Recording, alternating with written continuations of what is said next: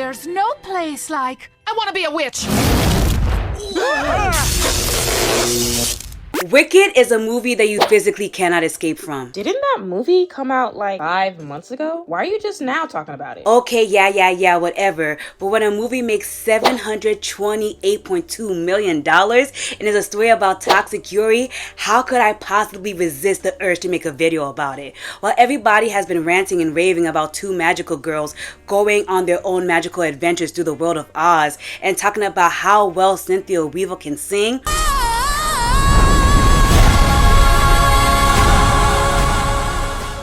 there's something that I've been thinking about so much, and that is how black the world of Oz truly is. And before y'all start, I can see your comments from a mile away. Ella, the OG Oz books are about white people in Kansas getting into some nonsense. Yeah, whatever, but when you watch Wicked, as well as all of the other remakes that are in the world of Oz, you cannot deny how black this franchise truly is. The theme of systematic oppression, as well as self-expression, is something that we have already seen on the channel with the allegory of green skin.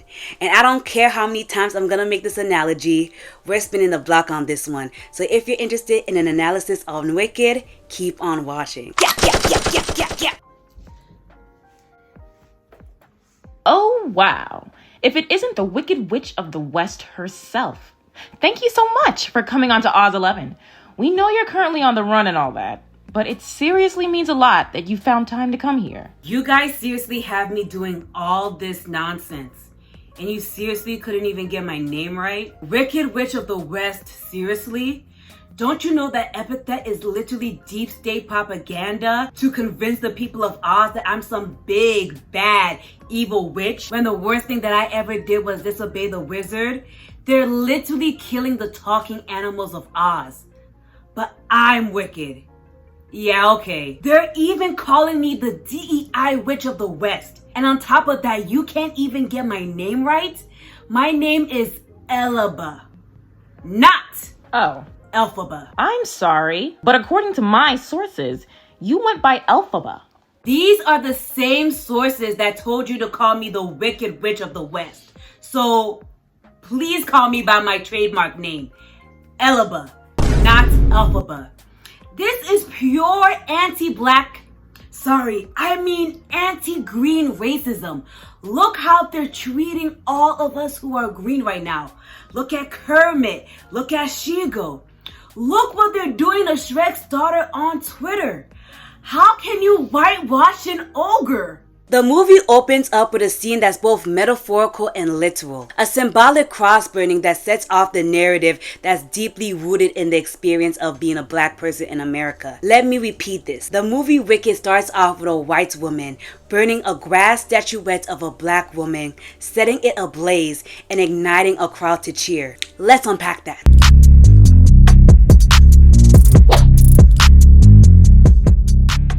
I have always been interested in stories of people who are perceived as different and feel themselves isolated from normal society. Anyone who is of ethnic minority, who is black or Jewish or gay or a woman, feeling she grew up in a man's world, will identify with Elphaba. Since there's so many of us, I think there will be a lot of people who will. For centuries, skin color has represented otherness, a divergence from status quo, where whiteness being the default skin color, anything that is not white is labeled as being a part of the outgroup. With this knowledge being at the forefront of our minds, it makes a lot of sense why green skin has been used as a symbol of otherness. Those with differing skin colors have always been villainized, from the dark-skinned creatures of ye old fairy tales to the OG Wicked Witch of the West from the original MGM film, who was a monstrous green-skinned villainous antagonist whose whole goal in the movie was destroying a fragile white protagonist. Greenness for a while now has been a tool that we've used to label people as alien, dangerous, and most of all wicked. Stories like Wicked, but particularly Cynthia Erivo's transformative portrayal of Elphaba in the latest movie, use greenness as a poignant allegory for what it means to be black and marginalized, and how it's important to accept yourself for who you are at the end of the day. Like I said before, we've talked about this trope on this channel. In time, sweetie, we'll talk about Shrek one day, but in this video, I'm gonna talk about what it means to be black as portrayed by the world of Oz. When I first learned that the Broadway musical known as Wicked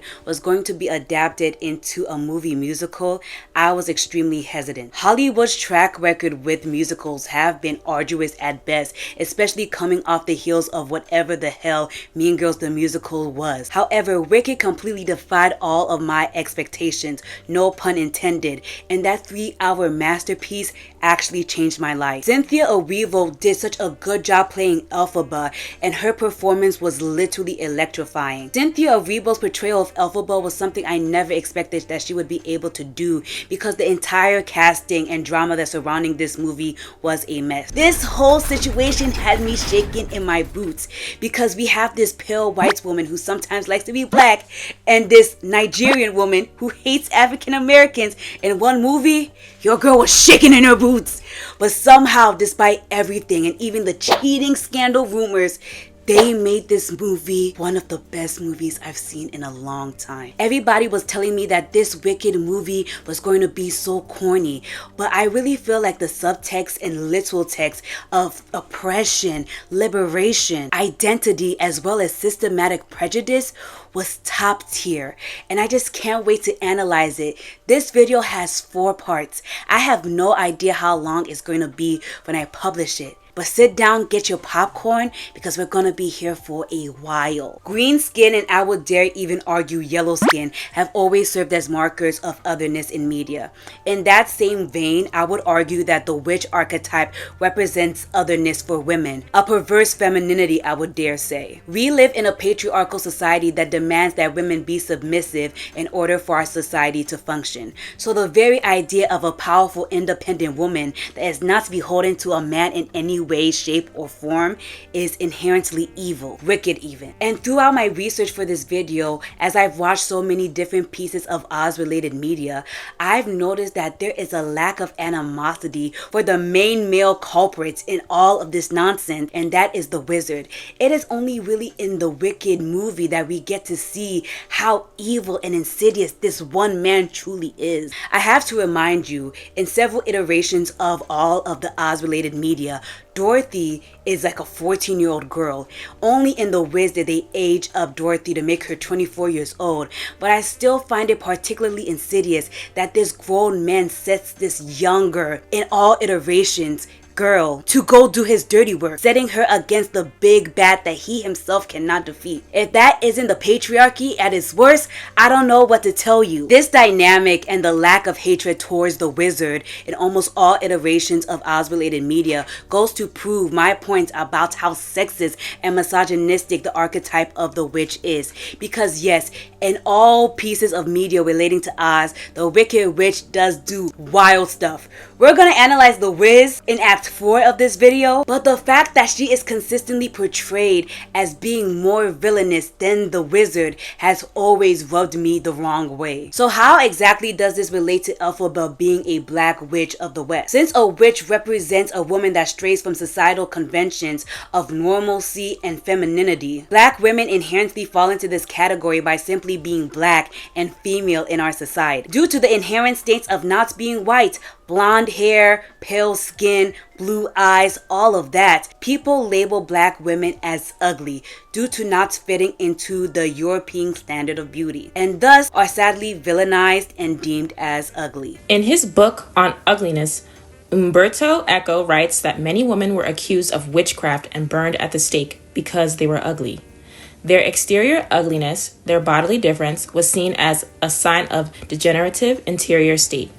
For a woman, then, ugly was not feminine but masculine, and a woman with supposedly masculine qualities was monstrous, evil, and aligned with the devil. This passage reinforces the idea that witches are not just figures of rebellion, but figures of punishment. Women whose mere existence pushes the boundaries of acceptable femininity. When we apply this fact to Elphaba, the layers of societal condemnation get thicker. Black women in particular have been denied access to traditional femininity, not only because of European standards of beauty, but also how femininity has literally been designed as an opposition to black women. If whiteness and delicate submissive beauty is required for a woman to be seen as good, what does that mean for a dark-skinned woman who refuses to be meek? She becomes a monster. She becomes a witch. Elphaba's story is then not just about one single woman being ostracized for being different. It is a story about how women, but specifically black women, are systematically shut down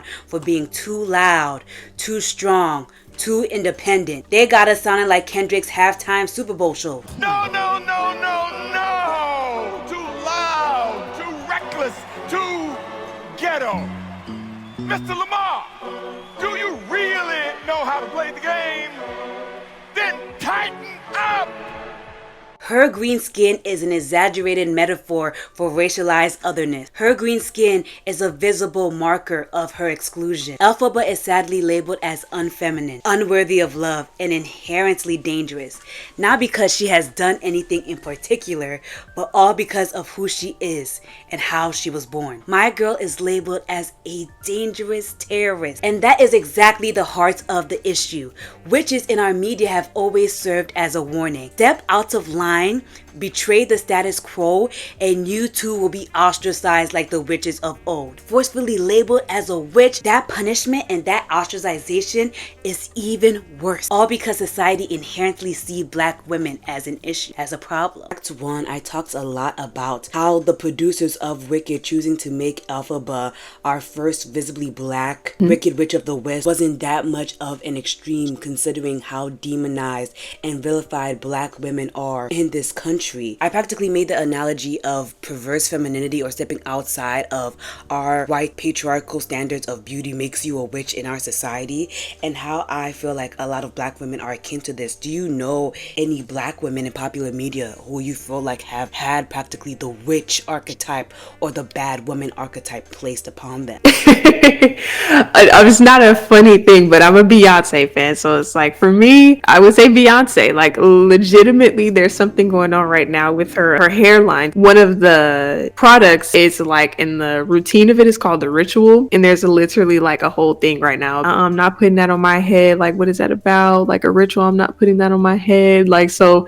a lot of things she does with music, I remember just growing up, and it was the Sweet Dreams video and the Single Ladies video, the Illuminati era.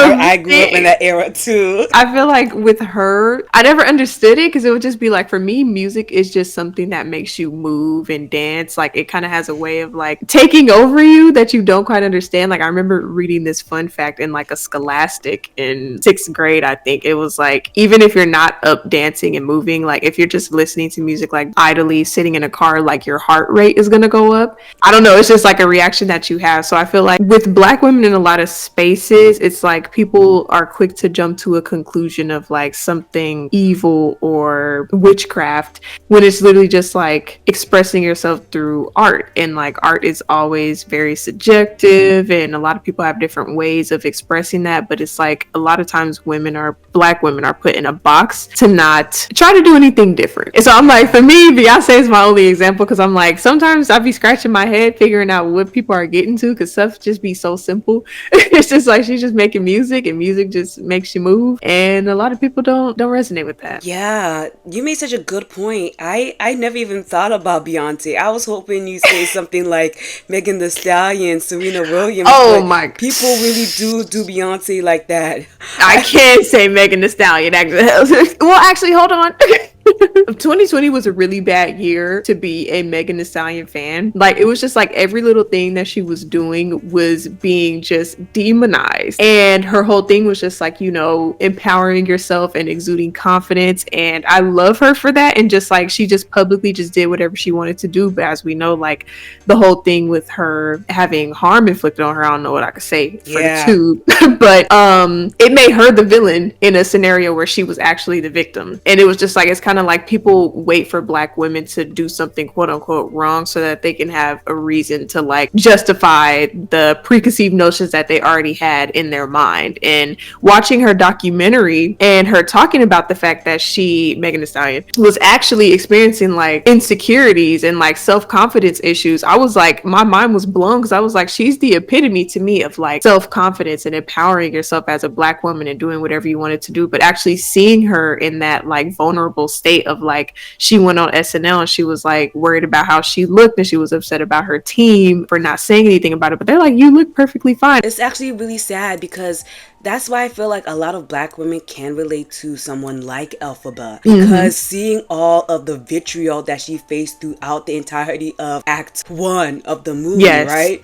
Literally. I was just like, is this play about us? The distinction between good and wicked witches in The Wizard of Oz makes a very rigid and gendered binary, one that rewards submissive and nurturing femininity while demonizing independent, disruptive women as monstrous. While the fairy tale The Wizard of Oz depicts women in positions of power, I argue that the dichotomy between the good witches and the wicked witch in both L. Frank Baum's 1900 novel and MGM's 1939 film validates one kind of femininity and stigmatizes the other as masculine, monstrous, and other, the woman who strays from her gender role. This distinction is very crucial to understand how witches are utilized in patriarchal storytelling. Let's take Glinda for example. Glinda is known as the good witch of the north, I believe. She is the epitome of what all women should strive to. Graceful, delicate, beautiful, and most importantly, passive. She does not directly ever intervene in the conflict surrounding the greater issues of Oz and Dorothy. Instead, what Glinda does is gently guide Dorothy on her way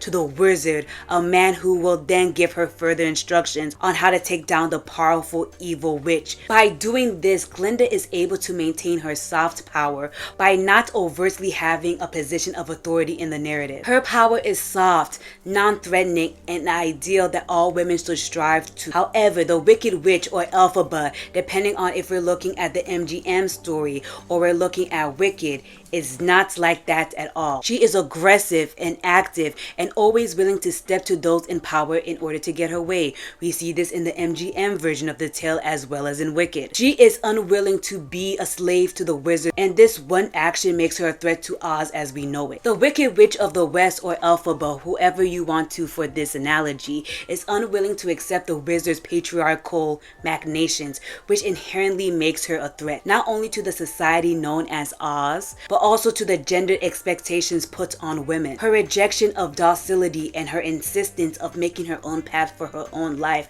mark her as the great other. As Florwick suggests, her divergence from traditional femininity inherently makes her masculine. Calling card that is often associated with black women for having the gall to be loud and wanting to have their own opinion. This sadly makes both Elphaba masculine according to the narrative, as well as black women masculine according to our society. This goes back to my whole entire point about the ritualized implication of the Wicked Witch to begin with. If femininity in of itself has been historically aligned in opposition to black womanhood, then the binary of good witch versus wicked witch becomes an even clearer allegory for how society separates black women from all other types of women. White women who conform to these beauty standards are upheld as good and worthy of protection, while black women, because of the fact that they are black and women, are inherently seen as wicked, undeserving of protection, and even worse, undeserving of love. That is why on this channel I ride so hard against the disposable black girlfriend trope, because of all of the history surrounding black women and our femininity. So many people continually state that we are not deserving of love, especially when we're considered strong and independent. That's why I was not having it when it came to Mel. Check out my Arcane video. But the same thing is said with my girl Elphaba and all other wicked witches as they are presented in the world of Oz. While all wicked witches as they are portrayed in the world of Oz show you what happened when you abandon your assigned gender roles, Glinda and all of the good witches show you what can happen when you follow your assigned gender roles and do as you are told. As we see in the end of Wicked, Glinda ends up giving up on her best friend in order to maintain her status of privilege, luxury, and overall happiness, while Elphaba decides to stand up for what she believes in and goes on her own path. And just like the good witch of the north that she is, Glinda falls into all of our society's idea of perfect femininity. Her characterization in the world of Oz isn't just about her beauty and her supposed kindness. No, it is about reinforcing a femininity that is tied deeply to wealth, whiteness, and most importantly, passivity. As a youthful and beautiful maternal figure, Glinda alone represents ideal femininity. The image she projects might define the feminine ideal to which all female spectators might aspire, and in 1939 and for several years thereafter. This passage goes to show how Galinda exemplifies a very narrow definition of womanhood. She is not just good, she is the ideal. Anything that strays from said ideal must be punished. Her beauty, youth, and maternal nature all come together in a very curated image of what the ideal woman should be. She is wealthy, as evidenced by the fact that she is always ordained in jewels, and even in the Wicked version, she is always dressed like a preppy, gossip girl version of herself, right? And most importantly, she is white. They made a specific choice by making Elphaba black, but keeping Galinda as white, and that is to continue the portrayal of what acceptable femininity is supposed to be.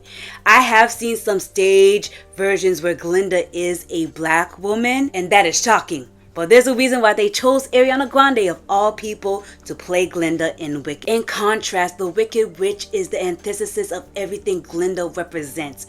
While Galinda is jewels and pastels and baby pinks, Elphaba and the Wicked Witch of the West are greens, dark tone, anything to make her into a monstrous figure. The juxtaposition of these two are not just about their morality, it's also how femininity is divided by class as well as race. Historically, black women have been denied the type of femininity that Galinda represents. The dainty, submissive, pink frilliness that Galinda had is something that black women have not been allowed for centuries. All I can think about are the hair codes that prevented black women from living in their truth and having to cover their hair, and how black women, due to all of these restrictions, were able to take this oppression put on them, rebuild those hair laws into something to still represent their beauty and their femininity. But black women's femininity is consistently and will continue to be under attack by our society. And with all of that in mind, Elphaba and the way that she is portrayed by Cynthia Erivo in Wicked goes to serve as a paradox, because even though she is green and she is monstrous by her very nature and her otherness that her green skin has made her to be, she is undoubtedly a very feminine figure. She always has her braids done. She always has her nails done. She's very kind and maternal, as we can see by how she and Fiyero snuck off to let that bear cub have a semblance of a life outside of being a caged beast. And that's why I related so much to her, because she is a living paradox. She's a black woman. She's a monster. But she, at the end of the day, is still a person. In the 1939 film, The Wizard of Oz, the gender binary is again reflected through the opposition between good and evil witches. Elphaba is then both or neither human and animal, masculine and feminine, good and evil, human and God, as well as perhaps other and I. Galinda's jewel-crowned gown and tall crown again suggests wealth. In addition, she is evidently white.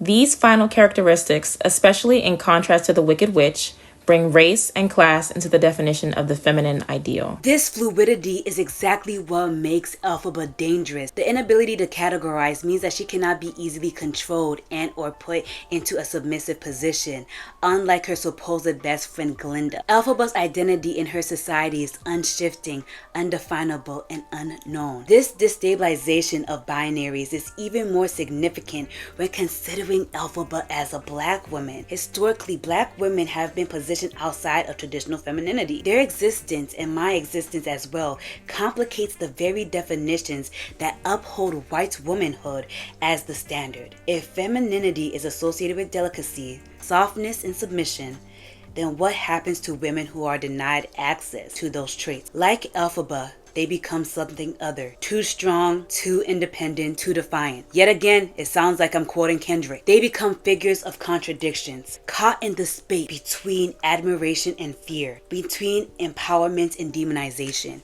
And we see this all the time with prominent black women.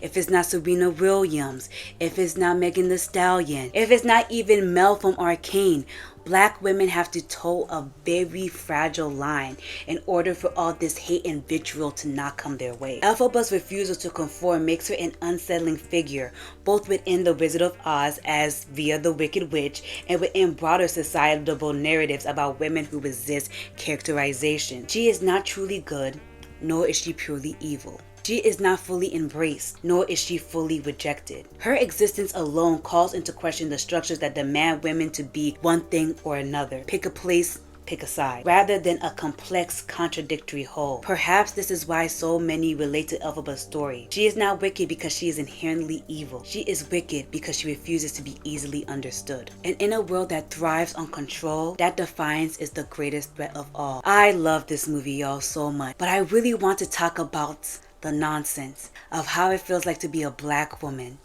in a PWI in Act 2. Oh my gosh. Hello everybody. Hello everybody. Please maintain your applause until the very end. Oh my gosh, it's so nice to see everybody on this good morning. Hello to all my people of us. Hello. Hello. Let us be black. Let us be great. Oh, was the singing a little too much? The theatrics a little too much? Oh, you want to just proceed with the interview? Oh, okay, we can do whatever you need. If you want to start the interview so bad, don't mind me. Can I have this seat right here? Can somebody please do something about this light? I was promised a very high quality production when my assistant agreed to this. This is not gonna cut it. Brighter? Brighter? Okay, now I need wider. Hello, Madam Galinda Upland, Lady of Gillikin, and Sovereign of the North. It's nice to have you here on the channel. I know you're busy considering everything. Galinda.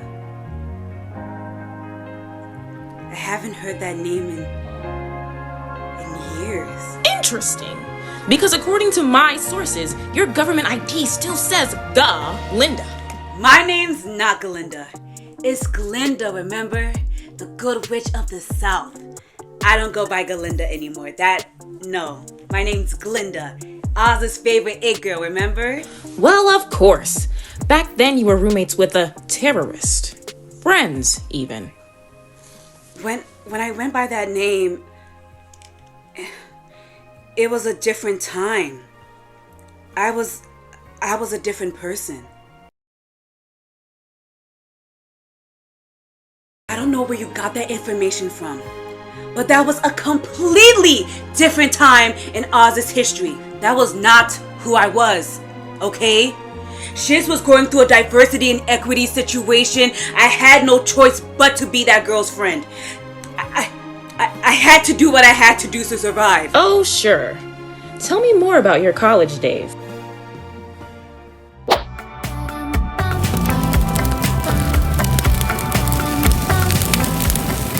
If you have ever attended a PWI as a person of color, then the hellscape that Elphaba went through in the movie Wicked is something that you are way too accustomed to. From the immediate second that Elphaba put her dainty black shoes onto Shiz University's doorsteps, she became an immediate victim of bullying and bigotry. Sensing that she is being stared at and already being accustomed to the automatic vitriol towards her skin, Elphaba immediately begins a defense to defend herself. Elphaba begins shouting at her fellow students before they even speak to her. We might as well get this over with. No, I'm not seasick. Yes, I've always been green. No, I didn't eat grass as a child. This defensiveness and assumption that she will be insulted indicates the level of harassment Elphaba has had to endure her entire life. A common cause of social isolation is the experience of negative comments from others. People can often trace the beginning of their withdrawal from society to a single remark made about their appearance. Elphaba is sadly later proven right when these people who she has yet to acquaint herself with starts a relentless bullying campaign against her. After trying to defend her sister Nessa Rose from a rather handy professor, Elphaba sadly makes herself the center of attention by accidentally activating her magical powers. This one action embarrasses her sister Nessa Rose, who trust I have a whole section about, but also brings her to the attention of the head mistress, a lady called Madame Morrible. Not only does this one incident bring her to the attention of Madame Morrible, this one action causes her to gain the vitriol also of the head it girl of Shiz University, a girl called Galinda Galinda. Galinda, who I already described to you guys in Act 1 as the epitome of white femininity, has an immediate disdain for Elphaba. Not only is this girl of a lower social status than her, but if we're being so honest, Galinda does not think this girl is attractive. How dare this green-skinned lesser being steal the spotlight from her? All of the attention that Elphaba receives, may it be good or bad, is supposed to be Galinda's, especially the attention that is coming from Madame Morrible. The love and adoration that is perceived by Galinda that is received by Elphaba is something that should have been hers just by her birthright alone, and Galinda is not having it. Through a set of unfortunate circumstances, sadly these two become roommates, which causes a whole cycle of bullying for my girl Elphaba. Galinda, still embodying white feminism with its very surface level egalitarianism, condescendingly offers Elphaba a little sliver, a corner even, of their room. When Elphaba rightfully stands up for herself, Galinda uses her privilege and weaponizes it by using her power over all of the Shiz University students to impose a sort of isolationist hellscape for my girl Elphaba. The isolation and hostility that Elphaba faces is shown both overtly and insidiously, as shown by the dance number and the lyrics for the song What Is This Feeling? And I'm just gonna read it to you guys because it blew me. I'm gonna insert the clip that I saw from I think the morning show, where it really showed how isolated this girl was, but the lyrics are, "Dear Galinda, you are just too good. How do you stand it? I don't think I could. She's a terror, she's a charter. We don't need to show a bias, but Galinda, you're a martyr." Well, these things are sent to try us. Poor Galinda forced to reside with someone so disgusting. And I just find the lyrics to this song to be so insidious, especially as it was placed in the movie, because Galinda is passing herself off as this self-righteous, egalitarian woman who is literally under the burden of trying to tame this wild woman known as Elphaba. And she is just continually using her white feminism in order to pass off the ideation that Elphaba is such an awful person, when all Elphaba truly does is stand up for herself. The fact that they called Elphaba a tartar and called Galinda a martyr blew me. Like, this monster? They're comparing my green sis to this creature, and they're saying Galinda's a martyr? A martyr for what? These lyrics go to show you that ultimately Galinda is oppressing Elphaba. She isn't doing this on a classist basis at all, seeing as they're both from high upper echelon families, with Elphaba literally being the daughter of a governor.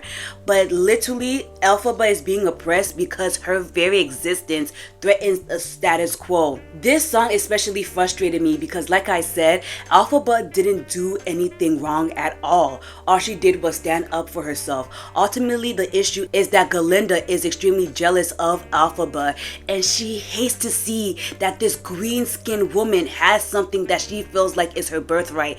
And if you have been in a PWI space at all, this is a common feeling that a lot of us have to deal with.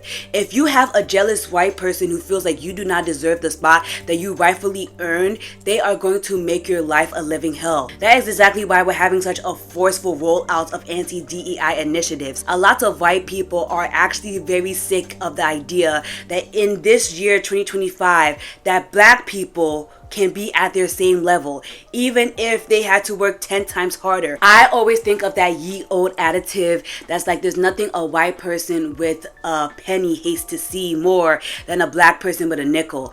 And I'm just going to include all of these different quotes where white people specifically sabotage black people because they do not want to see them be as successful as they are. But despite all of this continual oppression, my girl Elphaba still has to continually prove herself as talented, smart, and deserving of her place at Shiz University. And this is sadly an experience that many black girls have to deal with. So that leads me into my next question. We always talking about how hard it is as a black woman to just live our lives because we're always under a lot of scrutiny. But I specifically in Act 2 talk about the racialized implications of being black in a PWI. And I just wanted to ask, have you ever experienced something like that? Yes. I used to work at a movie theater, and I was like the only black girl all the time. Like movie theaters have like a high turnaround for like different employees because like you get paid dog shit pretty much. Sorry. So nobody wants to stick around and you have to do like every single position. It would just be a cycle of different people, and there would be like maybe me and one other black girl, but I probably was the one that stayed the longest just because like I don't know, I just stayed there longer than I needed to. But there would just always be comments on my hair, people touching my hair all the time, being asked to do so much more just because it's like, for me, I feel like I can't slack versus like anybody else. It's like I'm just working at a movie theater, but it's like I feel like I can't slack because it's gonna be like harder on me than anybody else. Seeing it around me, like there was slackers around me, but it's like I can't do that. And like I would wear my natural hair, or like, you know, we were just talking about braids and stuff. It's like I would call off one to go get my hair braided, come back, I had braids, and there's just all these conversations about my hair. Oh my gosh, how'd your hair grow this fast? And it's like, let's get a clue. If I would come in wearing my natural hair or like my afro, I think I've only done that like twice at that job, and it would just be like hands and hands all in my head, and it's just like, what the hell? Like I definitely don't like people all in my personal space like this, but there's just like a lack of boundaries when people already don't see you as their equal. You feel like you're in a circus almost. We definitely see that a lot in Wicked. That's why when they made Elphaba black, I'm like, this is a little story about us. One of the clips that I saved from the Wicked movie was Galinda practically looking at Elphaba when they're in class and saying, oh guys, look, the artichoke looks like she's getting steamed. Dr. Dillerman is not like every other professor. Maybe some of us are just different. Well, it seems the artichoke is steamed. That's Like, levels girl. of microaggression is something that black women face all the time. All the time. If it's not like in college, uncalled for. I'm telling you, if it's not in college, it's in these job institutions. And it's even worse as you level up.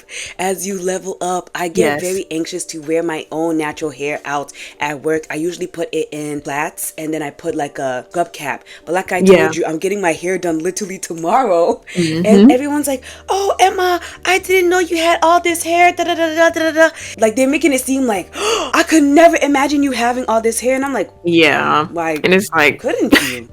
You know, exactly, like preconceived notions that they're putting on you. It's like, please don't give that to me. Keep that to yourself. And that's just how it feels like to be a black feminine presenting person in the workplace and or in college. It's always some type of victimization. Being in these spaces where especially you're the only black person is tough. That's why I always felt so bad for my girl Elphaba, because obviously she was the only green person at the whole of Shiz. And the fact when she came to Shiz, she literally was minding her business, just bringing her sister to school.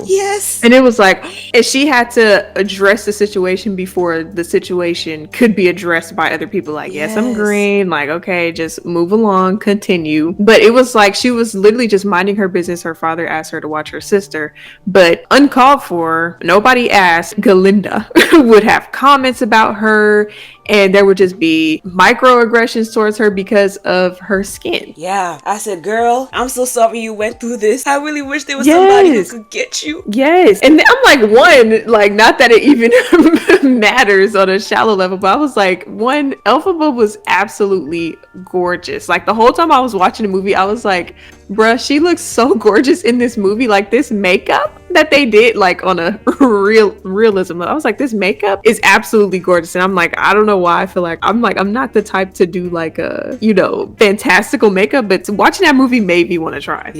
For sure. It's not even that, because you know, when black women are in these institutions and they be baddies, they still be getting, you know, racialized prejudice. So you could literally look your best, do your best, because she was eating, remember? She literally was so talented that Madame Morbo was like, I'm gonna take you as my apprentice, and she was still getting hated on. It doesn't matter how you look and how you present yourself. You are a victim of this type of prejudice. There's nothing you can really do. Elphaba's story, but specifically her story in the Shiz University arc, is a poignant reminder of what it is to be black and isolated in a PWI. All of the isolation and all of the bullying that she faces is sadly a common experience for those who go to a PWI. The same way that Elphaba is consistently ridiculed for having green skin in these places and made to feel ashamed of having green skin is the same way that many black girls are bullied for their Afrocentric features. If it's not the dark skin, if it's not the 4C hair, if it's not the wide nose, all of these features are seen as alien to the status quo, the same way Elphaba's green skin is at Shiz University. Wicked covers a lot of very heavy themes. One of the themes that really resonated with me as a black woman was Elphaba's experience in Shiz University.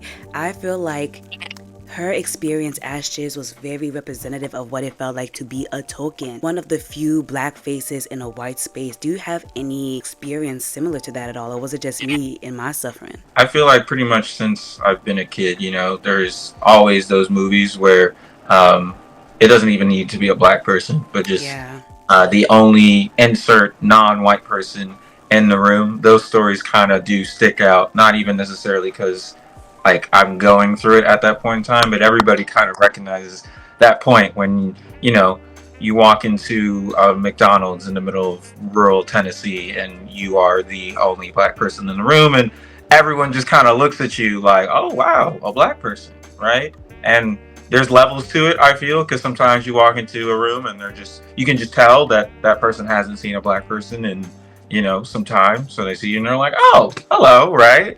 And then there's other times, obviously, where you'll walk into a room and know that people are actively treating you different or looking at you a particular kind of way just because you're not white. So it's definitely something I've definitely related to, just whether it be at school or at work, right? And even with university in particular, right? Yes. I go to an HBCU, but Georgia State was still a pretty diverse school. I'm pretty sure they have some stat about graduating the most black people, either in the state or in the city or in the country, somewhere along those lines. There's a lot of black people at Georgia State. Obviously wouldn't call it an HBCU, but having to find those pockets to where you don't feel like you're the only black person in a class or in a lecture hall, I think is important. And not a lot of people actually are able to bridge that gap between being able to navigate those things and still kind of have respites to where you can find more than two people who can share your identity and your experiences. It's a difficult walk, to say the least. But sadly, the bigotry and isolation that Elphaba faces at Shiz University is not something that she faces alone. They are awful at that place. The same thing about American colleges. Even those who are technically in a higher social status than her are still victims of bullying and bigotry at Shiz University. Her professor, Dr. Dillman, who I would argue in the landscape of a university ranks higher on the social scale, sadly becomes a victim of hate crimes due to his intersecting marginalizations. His safe space, which I would argue is his classroom, becomes the main scene of a hate crime. His classroom is riddled with graffiti that says that animals should be seen, not heard.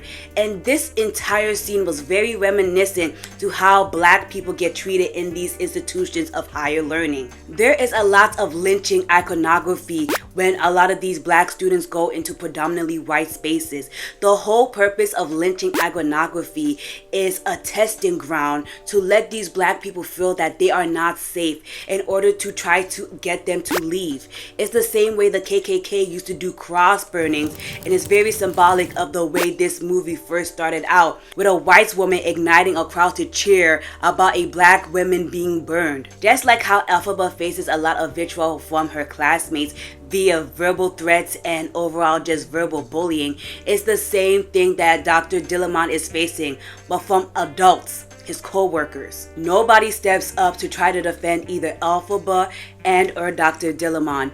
And this is what I talk about when I say how isolating it feels like to go to a PWI, especially when you go to a PWI and you're one of the only black people.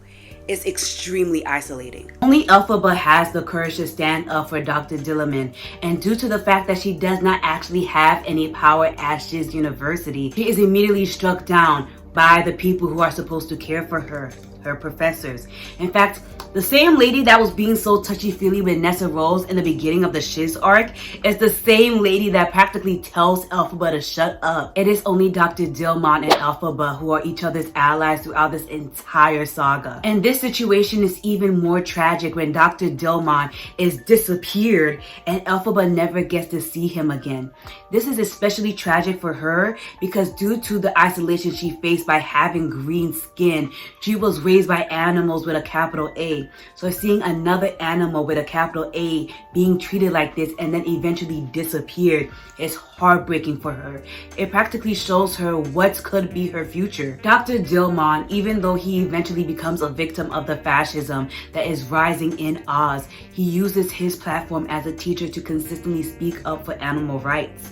It is just incredibly sad how people in these positions of so-called power are even to fall victim to these oppressive systems. The dichotomy between Elphaba's two proclaimed mentors, Dr. Dillamon and Madame Morrible, kind of mirror the experience of being a black person in a PWI, with those who seek to help you but eventually fall prey to the system and those who seek to exploit you. But I really want to talk about the exploitation that my girl faces throughout the entire Shiz arc. While Dr. Dillamon is able to relate to Elphaba and talk about the experience of hatred that they both face, Madame Morrible, despite being Elphaba's one official self-proclaimed mentor, decides to be purposefully obtuse and decides to ignore all of the bigotry that Elphaba is facing.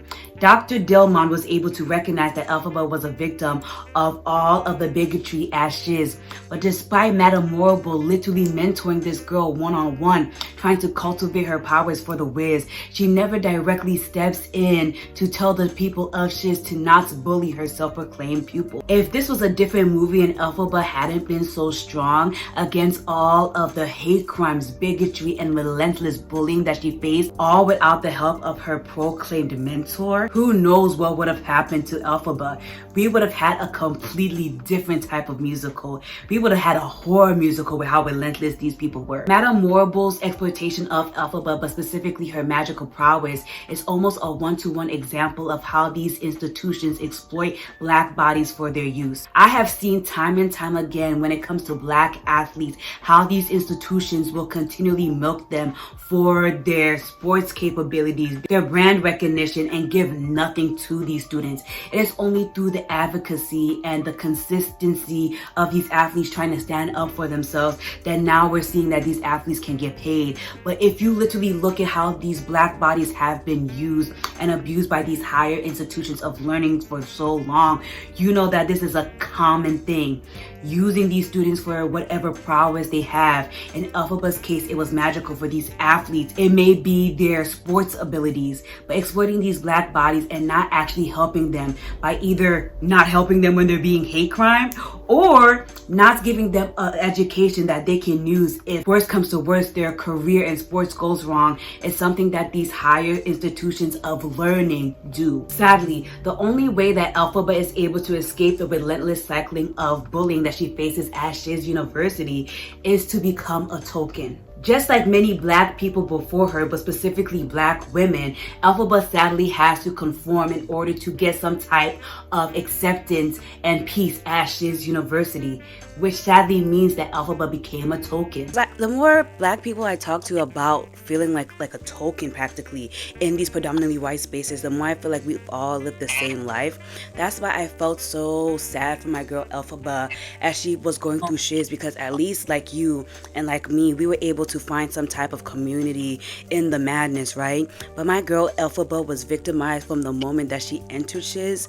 Literally no one wanted to be her friend, including her own sister Nessa. And I just felt so bad for her because we've experienced what it's like to be the only person of color in the room, but specifically black. There's a lot of anti-blackness in the world. So when you look around and you're literally the only person who's black, or in Elphaba's case green, you already know some nonsense is gonna happen to you. The fact that she went through all of that racialized violence at Shiz too, it was especially heartbreaking because I went to a PWI myself, and I went to a PWI in college, but one of my most traumatic experiences was when I moved from the city of Baltimore to like the outer suburbs, right? And it was my experience not being in a predominantly black place for the first time. I immediately became the victim of hate crimes. I had one of these girls who I practically told that I didn't want to be her friend. Like, she practically started a rumor like, oh, Ella's dad is gonna come and kill me because he's black. Hello?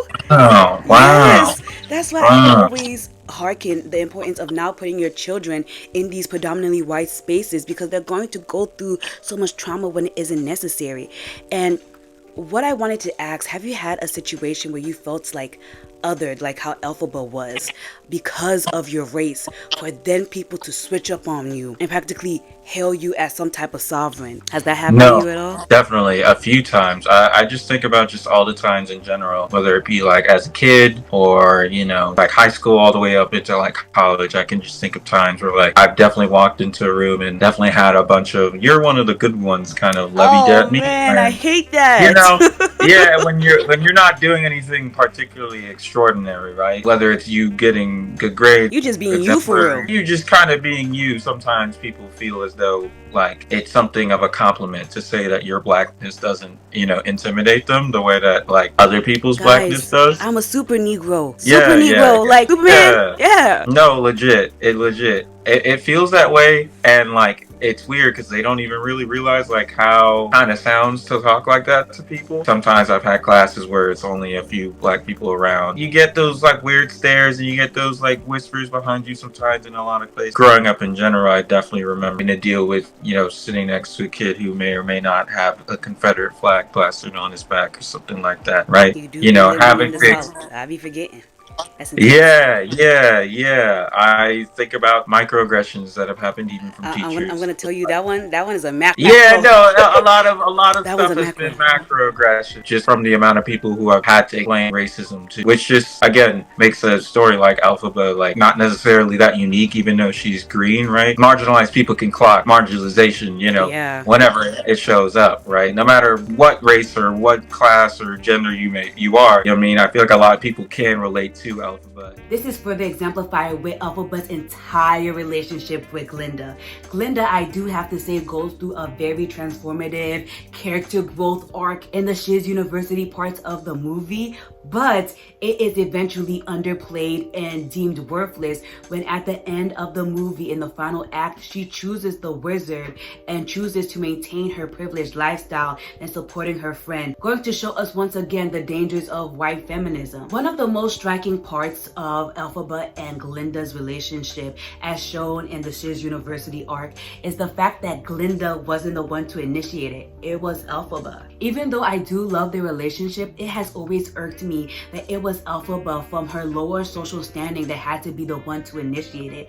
This reminds me a lot of when people are bullied, it's always the victim in the situation that is told to let bygones be bygones and to be a bigger person in order to stop whatever victimization is happening. And I just believe that is an awful take. And the relationship between Elphaba and Galinda exemplifies this. The person in the privileged position should be the one that steps down from their throne of privilege to help the marginalized person.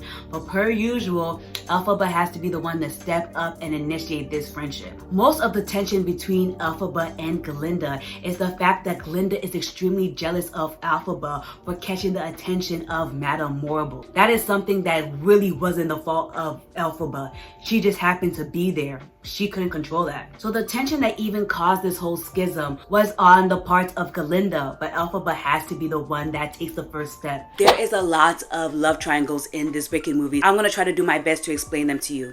So we have Nessa Rose. Nessa Rose is the sister of Elphaba. This is her crush, Bach. Bach is this random guy from Munchkin Town. I to this day do not see why Nessa Rose is in love with him, but that's besides the point. Galinda tells Bach to go after Nessa Rose, someone who actually likes likes him, and this is why Elphaba eventually forgives Galinda. I am eventually going to talk about Nessa Rose and Elphaba's relationship in Act 3, but this one act literally causes Elphaba to forget all of the relentless bullying that she faced from Galinda, because at the end of the day, Elphaba loves her sister more than anything. So the fact that Nessa Rose was supposedly helped by Galinda, Elphaba is ready to forgive her for all her sins, including the bullying. Due to the fact that Elphaba feels like Galinda helped her sister, she talks to Madame Morrible and practically begs her to also accept Galinda as one of her pupils. But this relationship always rubbed me the wrong way, because Elphaba continually has to pronate herself before Galinda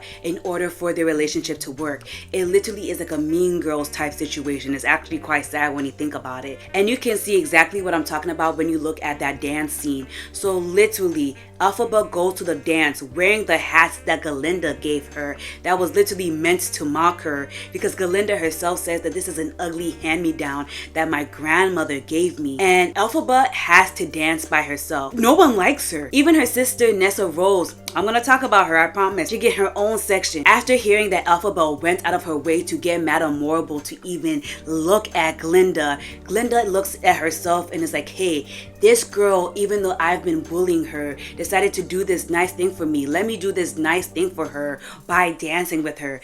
And even as Galinda is heading towards Elphaba to practically give her a metaphorical cosign, her peers that were literally just bullying her with Galinda not even like 4 hours ago tell Galinda, hey, if you go dance with this girl, you could lose your reputation. But Galinda doesn't care. She's finally ready to step off her high horse to be with Elphaba in order for them to have an actual relationship.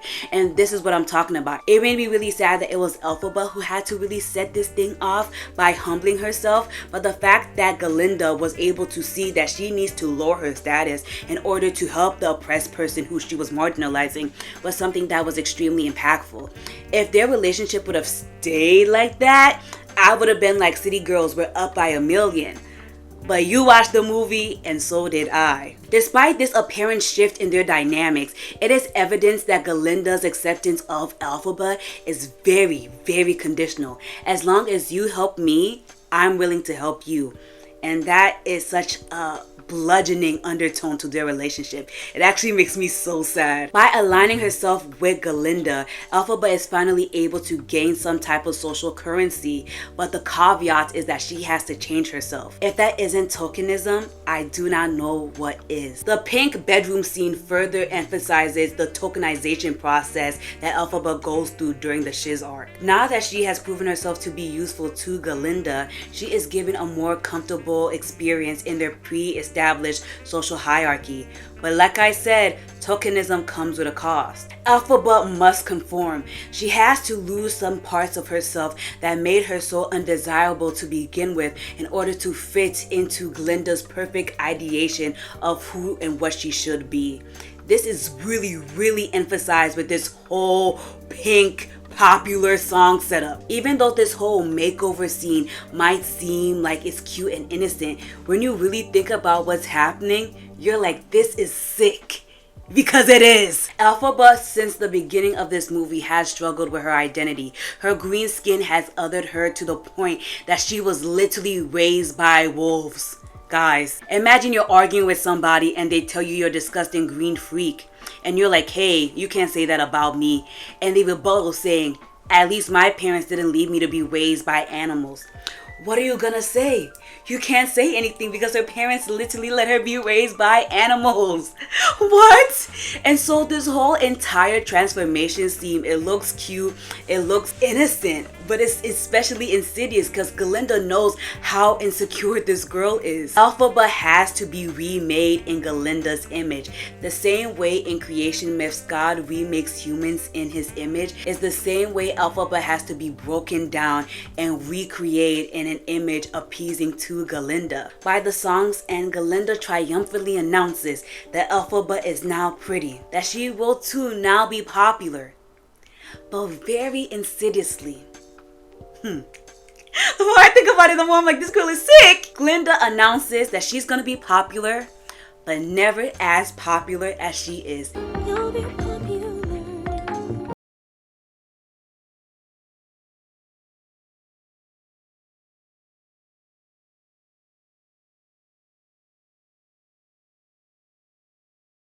I don't know if this is subtle foreshadowing or what, but I was like, girl, you're so lucky Elphaba don't have a mother that care about her, because if she did, she would tell her that you're the fakest in all of Oz. You're the fakest in all of Oz. The experience of being tokenized is harrowing. To be vilified and ostracized, and then all of a sudden be accepted where no inherent change in yourself is jarring. Tokenism operates on the very ideation that those who gave you the acceptance to begin with can just as easily snatch it away within a moment's grasp. And sadly, Elphaba will sadly, like many of us, realize what it truly means to be a token. So as she's going through university, finally being treated as a person, my girl is having a great time, finally being accepted, but ultimately going from looking like this to looking like this. But even though she has changed her physical appearance, fundamentally she is still who she is, the person that will later be ostracized once again. And we really get to see that Elphaba hasn't fundamentally changed who she is as a person in the Lion Cub scene. So as they are in school and they are in the class with both Fiyero, Elphaba, and Galinda, a Lion Cub is brought and paraded to them. This is after Dr. Dillamond has been disappeared, and this scene was very reminiscent to me of human zoos. So I don't remember exactly when human zoos were banned, but there was a period in time where black children were kept in zoos for the paradement and entertainment of white people. And this scene with the Lion Club was very reminiscent of that to me, because like I keep saying, there is a difference between animals with a lowercase a and animals with an uppercase a that can speak and have sentience. And this Lion Cub is one of those animals with an upper A. Seeing that this child is literally being held in a cage and is being paraded for the entertainment of the Shiz University students deeply unsettles Elphaba. These animals with a capital A are her people after all. She was raised amongst them. Seeing that this child is being held in a cage, Elphaba knows that she cannot stand this. I mean, she really didn't do anything when Dr. Dillamond was disappeared. This is literally fate giving her an opportunity to save this cub. And I don't know how this happened. Somehow the entire class passes out except for her and Fiyero, and they abscond with the cub and set this cub free. In a deleted scene, we see Elphaba talk to Galinda after this whole scene happens, and Galinda confronts her about this whole situation. Elphaba honestly thinks that she is going to confront her by saying, hey, don't do that ish again, like don't be on like your free the people type stuff. But Galinda is actually very surprising here. Elphie, the other day when everyone fell asleep, when I woke up and the lion cub was gone, so were you and Fiyero. You just helped me rescue the cub. But I would have helped you. Liar! If you needed someone. Could have picked me. Liar! I'm sorry. It was a mistake. I won't leave you behind again. Which was very, very shocking to me. The whole Shiz arc, if we didn't have the final act, would have meant so much to me deeply. But I know how Glinda gets down. So following the situation of the Lion Cub incident, my girl is still having a great time at Shiz University. She's still under the tutelage of Madame Morrible, and her powers are growing exponentially. Due to all this hard work that she has been putting in to master her skills, eventually the wizard, the person that she has been idolizing since the beginning of the movie, finally sends her an invitation to come to the Emerald City. This is literally the epitome of success, the highest echelons that my girl could possibly have, because she has been wanting to see the wizard since the jump. The wizard, with all of his magical prowess, is literally so powerful that he can run the Emerald City. With all of this power that he is rumored to have, my girl Elphaba is literally praying that he can fix her greenness, her blackness. And in this moment, she is so excited as everybody sees this gigantic balloon come to her and give news that she is going to the Emerald City. Everybody cheered for her. These were the same people only a couple of months ago were bullying her. It's actually so jarring. And in this moment of her being celebrated, of her being exalted as the wizard's favorite, my girl can only think about her friend Galinda. Galinda is sad because Fiyero is low-key. Fiyero has an entanglement with Elphaba, if we're being so serious. My girl Galinda is confused why he is not caring for her as he was. Whole time it's so obvious to those with eyes that Fiyero is low-key in love with Elphaba. It's a mess. But as the selfless person that she is, Elphaba doesn't pursue this relationship with Fiyero really. And even in her moments of being exalted as the chosen one, she decides to take Galinda with her to the Emerald City. A moment that really should have been about her and her strengths and her accomplishments. She decides to include her best friend Galinda. And this moment would have been so cute if I didn't know that Elphaba is going to be betrayed by Galinda eventually. And so as they go to the Emerald City, all of the tokenism stuff that I've been talking about for the last 10 minutes is really exemplified in the Emerald City. A city that is literally green. Emerald even is literally a place where the color is celebrated, exalted, and Elphaba is just having a culture shock. Literally being born green, she was bullied for the entirety of her life, only for the city that literally everybody in Oz begs to visit one day. For that same city to exemplify the one thing that she has hated about herself is a jarring experience. That's why in the song, I forgot what the song is called, but it's like, I want to be in this hoi polloi.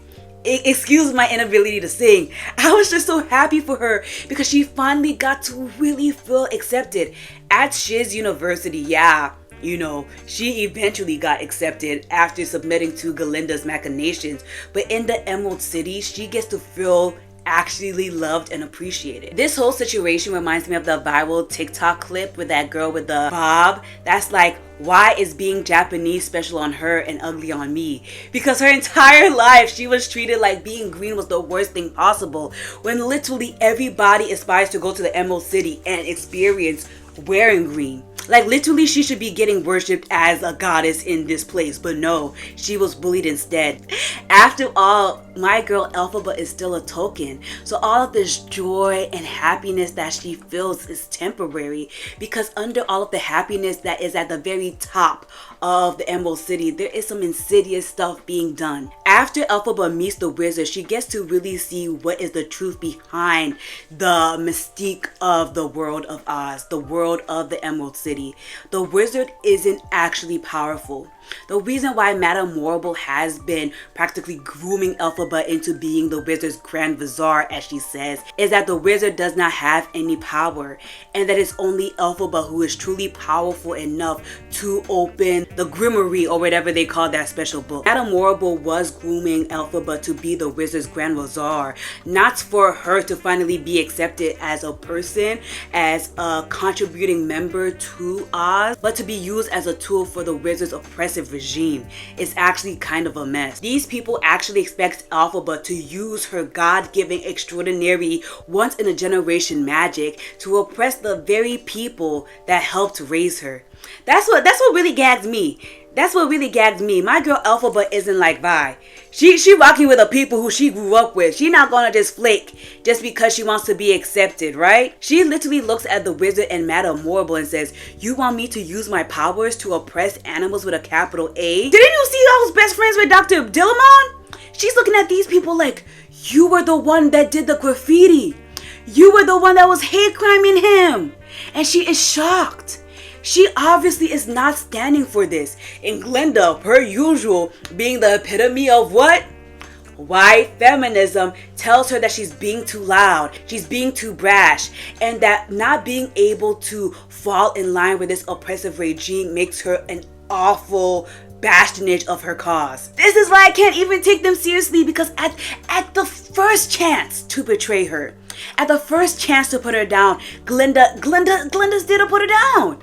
It's a mess. Elphaba, like I've been saying, is the realist. She has the opportunity to literally be at the top of the hierarchy of the entirety of Oz, but she cannot give up her morals just to get that position.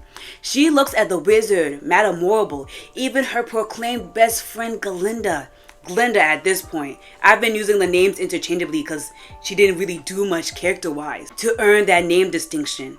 She looks at them and says, if you guys have to make me the villain, that's fine by me.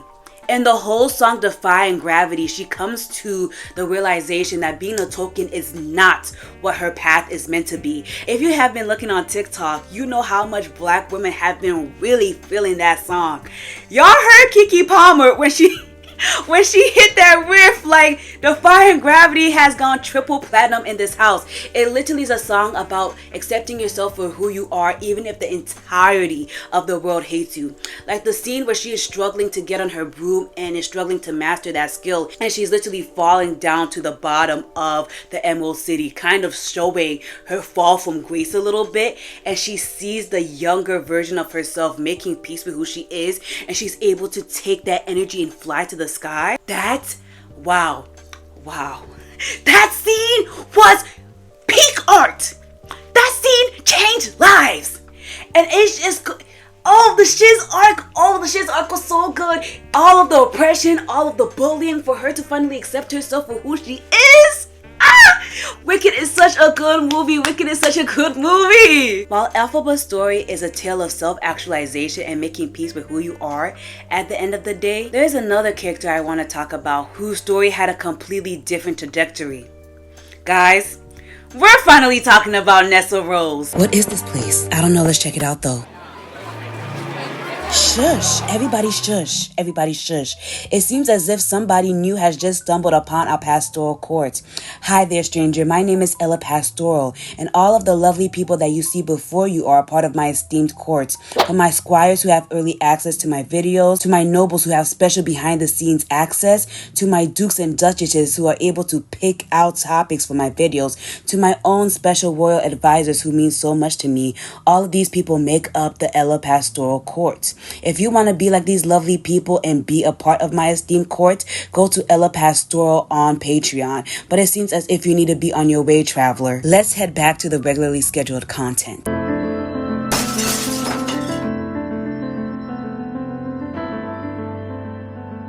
Tell me something you really care about.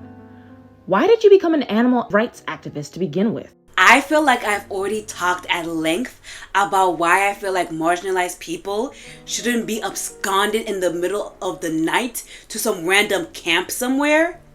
Can we talk about something else? Of course, we can talk about anything. For example, your relationship with Fie. Yeah, no. I do not want to talk about that right now. Why don't we talk about something more enjoyable, like my sister Nessa? Nessa? Oh, Yes. you mean Nessa Rose? Yes. Your sister? I love my sister very much. Well, when we tried to contact your dear sister, she told us that she was in no way affiliated with you and to leave her out of this documentary. I'm sorry, Miss Ellapba, but your sister does not love you. The differences between how Elphaba and her sister Nessa Rose were treated since they were born has been something that I've been personally thinking about for an entire year. The movie Wicked touches on many different themes: the parentified eldest daughter trope, the glass child effect, colorism, and so much more. But let's begin with the birth of our tragic main character, Elphaba. Our titular story begins with Elphaba's conception. From the moment that Elphaba was conceived, she was unloved. Her mother before her conception was forced to drink a green potion, which eventually caused her to be born with green skin, making her unloved and unwanted from her very beginning. Years later, her younger sister Nessa Rose is born, and she immediately becomes the titular caretaker of her now disabled younger sister. As I've mentioned in several of my other parts, her green skin being an allegory for otherness also serves as a possible disability as represented in Wicked. From her earliest moments, Elphaba has been sadly faced with so much rejection coming from her father, who just cannot accept that his daughter is green. And this causes our main character Elphaba to seek comfort any and everywhere, but specifically in the animals that are the servants of her father's governor estate, because unlike her father, they actually love and see past her her differences. The way Elphaba has to consistently try and find another type of support system outside of her nuclear family is exactly how many marginalized groups will have to find comfort and support amongst others because their families don't accept them. I've talked to so many black people, so many queer people who have to find friends in order to be their found family because their own family does not accept them. In the article Writing, Performing, and Gendering the Wicked Witch of the West by Kimberly Forwick, while the greenness of the witch's skin in the 1939 film suggests racial marking, in Maguire's Oz it is abnormal. For her father, Frex, a religious minister, this means she is devilish, while her nanny refuses to see her as such.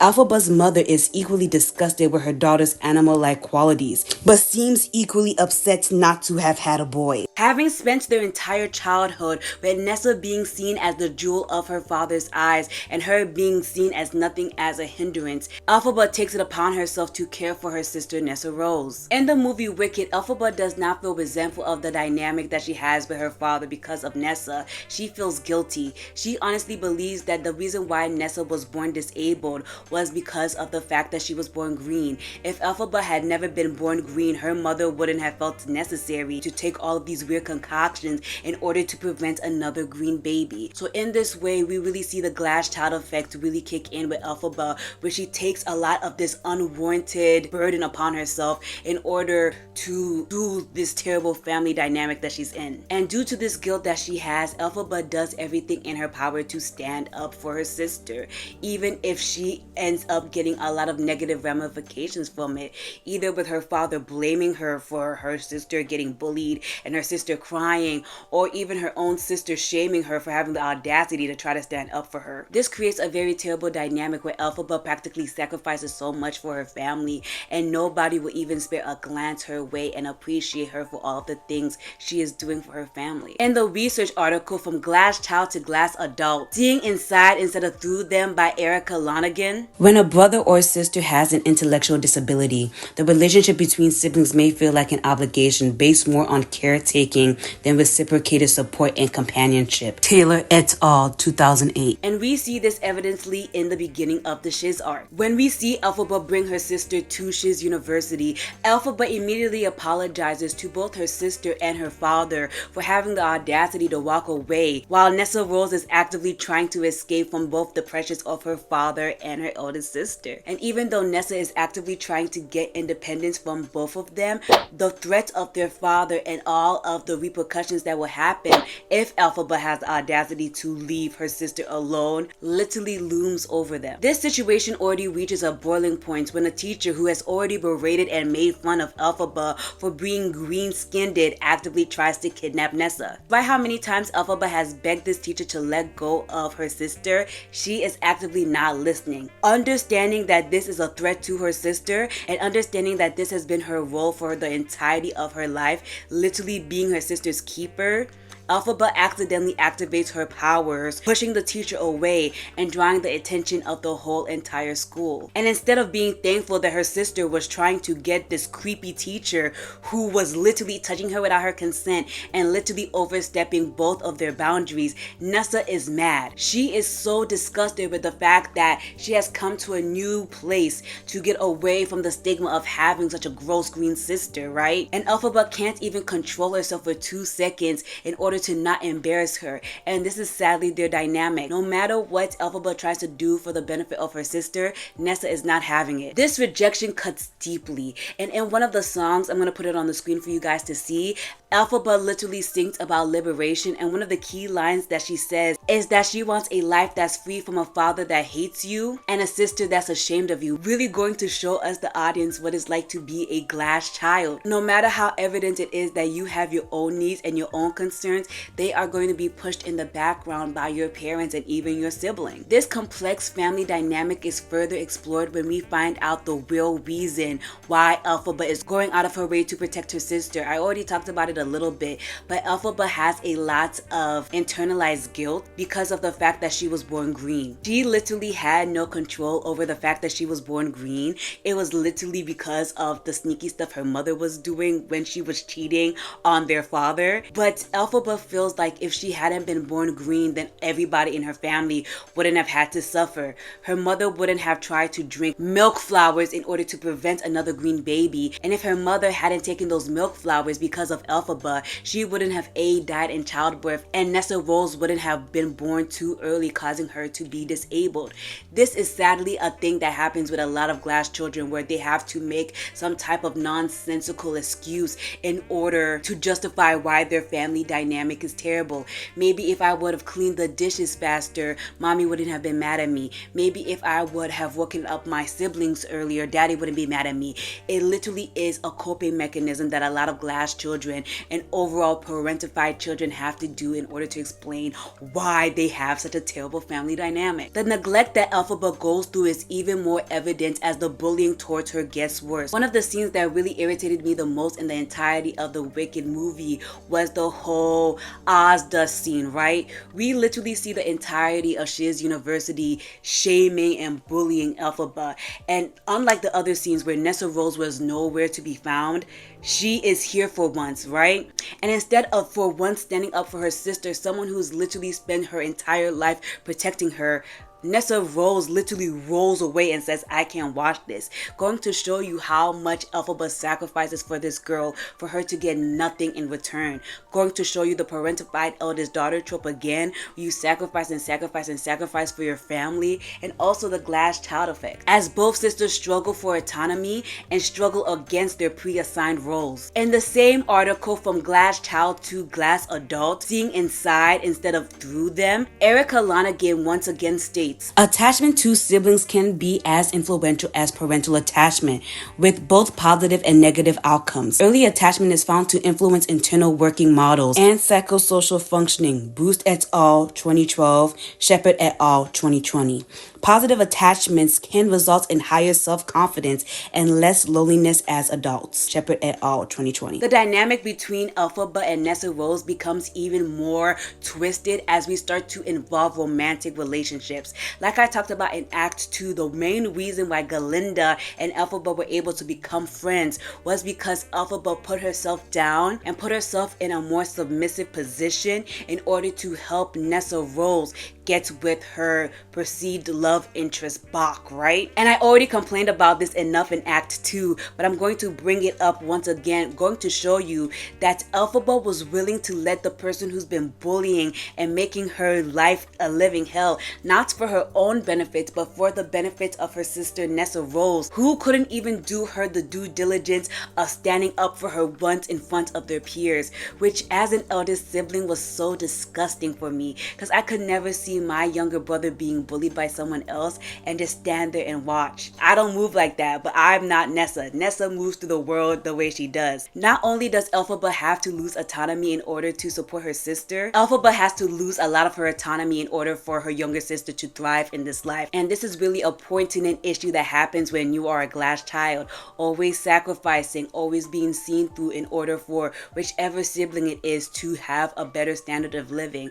But I do have to say that they are both victims of their circumstances. We do have to remember that even though Elphaba is being bullied for her green skin, which I would even argue is its own form of disability, Nessa Rose is canonically, and not even on a deeper metaphysical level, is by their actual society considered as disabled. And because of this, she loses a lot of her autonomy as well. And that's why she's always going out of her way to try to seek autonomy. And Elphaba continually has to give up her autonomy in order for Nessa Rose to thrive. But Nessa Rose is never able to say out loud, because at the end of the day, they are both victims of their circumstances, because their parents were awful, awful parents. Like I have been saying through the entirety of this Wicked, the World of Oz deep dive, Elphaba with her green skin is seen as disabled, right? But that is on a more contextual level as we try to analyze what the authors and the creators of Wicked were trying to say by making our character green, right? But Nessa Rose is, by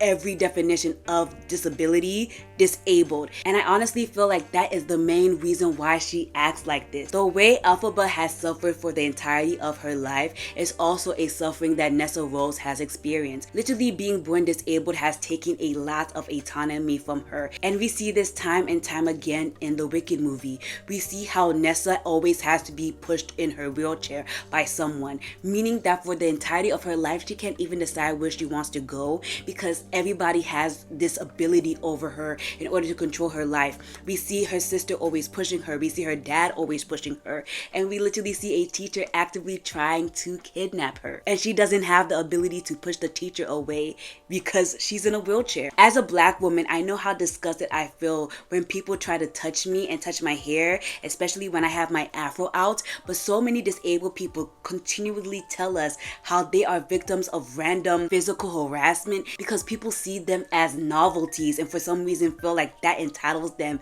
to be touched, which is strange. And that's honestly why I feel like Nessa Rose acts like that. She hasn't ever had the ability to say what she wants to do what she wants to do, because her father's controlling, her sister's overprotective, and Shiz University was her main way to gain autonomy. And the relationship between Elphaba and Nessa Rose really goes to show that glass child effect, because at the end of the day, the disabled sibling is suffering, but the same thing can be said about their less disabled sibling. A lot of these dynamics happen where there is a more visibly disabled sibling, but the other sibling also has concerns that are being neglected because the more visibly disabled sibling is in need of more attention. But at the end of the day, there is neglect involved in this. Many parentified eldest daughters are forced to be permanent caretakers of their youngest siblings, and we can see this in the way Elphaba and Nessa Rose act. Subconsciously and consciously, Nessa Rose is always going to benefit from the things that her sister does for her, even if she does not want her sister to intervene in her life. That is sadly the dynamic between these two. And consciously or even subconsciously, Elphaba is going to do whatever she can in order to help her sister, even if her sister does not appreciate it. I honestly relate so much to my girl Elphaba, because when I was watching this movie, I just felt like, yo, is this story about me? Because I too am a parentified eldest daughter who has had to sacrifice so much in her life to take care of her younger sibling, to practically be made to feel like my entire purpose on this earth is to take care of my disabled younger brother until I die or he dies. And seeing this portrayed so rawly and honestly was something that felt very validating for me, because consistently for my entire life I was practically told it's your job to take care of your brother. If you don't take care of your brother, who's going to take care of your brother? I was a child raising another child that I never gave birth to, and seeing Elphaba go through the same journey was really important to me, because a lot of people just say, oh, you're the eldest sibling, that's what you're supposed to do. But literally being told since you were a young child that your entire purpose on this earth is to take care of someone else is heartbreaking. You don't get to be a child. Literally before I can make any life choices, my entire fate was decided for me, and I just feel like that is just so heartbreaking. But when we have these discussions about glass children and their disabled children, I do want to recognize that everybody in this situation is a victim, because just like how Nessa Rose is desperately trying to seek independence, trying to be her own person away from her sister and her brother, the same thing can be said for my youngest brother. The entirety of his life is planned out for him. He'll never be able to make his own decisions. For the entirety of his life, he's going to need the approval of either me or our parents because of his disability. So even though I do not like Nessa Rose and I think that she's an awful sister, I do sympathize with her need for autonomy, because I too want to get away from having my parents' expectations on me and having to make every decision thinking about my younger brother when I want to be selfish for once. And I do get Nessa Rose's want to be selfish, but I really don't think that she can even for a second think about the suffering that her sister goes through. And I honestly do get Nessa Rose's desire to want to live her life selfishly, but I don't think for once she ever thinks about the awful situation her sister is in. Yes, Nessa Rose has no autonomy, and she is in the world that they live in classified as disabled, but she receives so much more love and appreciation than her sister ever did. Yes, she doesn't have any autonomy, but at least she has love. She is loved so much by their father that her mother's prized shoes is given to youngest daughter Nessa instead of the eldest daughter Elphaba, which is a travesty. It is literally so sad, and I don't think Nessa Rose for a second got to really thinking that, hey, my father hates my eldest sister and she is literally sent around as a servant. I have to remind you that Elphaba wasn't even really supposed to go to school. She was supposed to be her sister's caretaker, but due to how powerful her magic was when she was trying to protect her sister, it got her an automatic admission into the school. And at that said school, Nessa was able to make a lot of friends. We never see her getting bullied. We even see her in the library scenes giggling and laughing and having a whirlwind romance with Bob. Freedom that she's always wanted, right? While we turn the camera and see everyone talking about how Elphaba's a tartar. And I can't spoil parts 2 for y'all. I already know some of the spoilers, but this girl does not mess with her sister no matter what Elphaba does. And I feel like all of the trauma from never being loved by their father has stunted Elphaba in a way that Nessa Rose would never even think about because she is too busy concerned with her own life. But as somebody who honestly loves their younger sibling, I've always looked at Nessa sideways. And I honestly have been wanting to talk about this topic for so long because the glass tot effect is something that affects me in my own personal life, and the fact that Wicked was able to cover it as well as a bunch of other topics. I have to dedicate a whole section to this video because all the adults in Elphaba's life failed her, and many people who would be classified as glass children have also been failed by the adults in their life. Elphaba deserved love, respect, consideration, despite the fact that she was born green. And the fact that she had to carry all of this burden alone and learn how to make her way in this world by herself was so tragic. And all of the little black girls out there who are forced to be parentified and all of the children who are neglected by their parents, I just feel like we all deserved better. And I honestly cannot wait to see how Nessa Rose and Elphaba's relationship develops in Act 2. Oh, hi! Excuse me, ma'am. Who are you? Why, my name is Dorothy Gill, of course. There's no way you're Dorothy. If you're Dorothy, why are you... If I'm Dorothy, then why am I what? Well, ma'am, why are you old and black? Black I may be, but old I am not. I am 24. But the last time I checked, Dorothy is a 14-year-old white girl who comes from Kansas. And sorry, ma'am, you do not look like a native Kansanean. Well, obviously not. I'm from Brooklyn. Yeah, we put that together eventually, after looking at you, ma'am. Hello? What is that supposed to mean? Greg, you're fired, and you got the wrong Dorothy. Ma'am, you're black. You can't be from Kansas, and you surely aren't the Dorothy we wanted for this interview.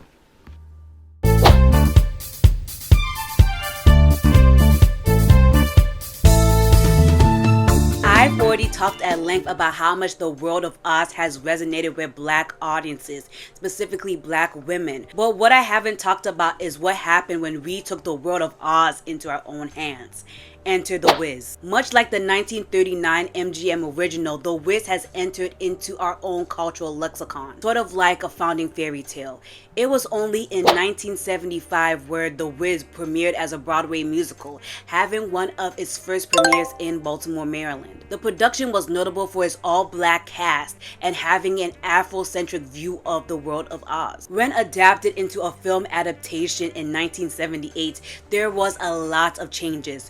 Dorothy, for one, was aged up, and the entire setting of the film was changed to have a more urban fantasy feel as we were transported into New York. Despite receiving mixed reviews in both the Broadway version as well as the film version, The Wiz as a franchise has stayed as a mainstay in black culture. When I was doing the research for this video, I was honestly shocked to find out that this movie was a box office failure, considering that it had the likes of Michael Jackson and Diana Ross. But in this section of this video, I'm honestly going to talk about why I love The Wiz, and so many people like me have fallen in love with this Afrocentric view of the World of Oz. So let's honestly start with the movie. It was directed by Sidney Lumet and written by Joel Schumacher, and like I said before, The Wiz, the 1978 version, took a lot of creative liberties in comparison to the MGM version and the original Broadway play. Like I said, Dorothy was aged up and we were placed into New York. Having Diana Ross play Dorothy caused a lot lot of critiques from everybody. People said that she couldn't act, which I believe wasn't true. Her emotional portrayal of Dorothy is something that I honestly really relate to, and many people said that she was too old to be playing Dorothy, even though they aged her up to be 24, which is so wild considering in our year 2025 we cast young adults and even older adults to play teenagers all the time. I'm talking about you, Euphoria, but that is besides the point. A lot of people did not like this movie and were honestly nitpicking at it, if I'm being so real. One of the first ever showings of The Wiz was in Baltimore, Maryland, where I literally grew up. So I definitely watched The Wiz as a kid. And I just wanted to talk about how culturally impactful The Wiz is and continues to be. I wanted to get you on to specifically talk about how we see The Wiz throughout so many different versions of pop culture. What really shook me is when Kendrick sampled Wizard's "I'm a Phony" line for his diss track, right?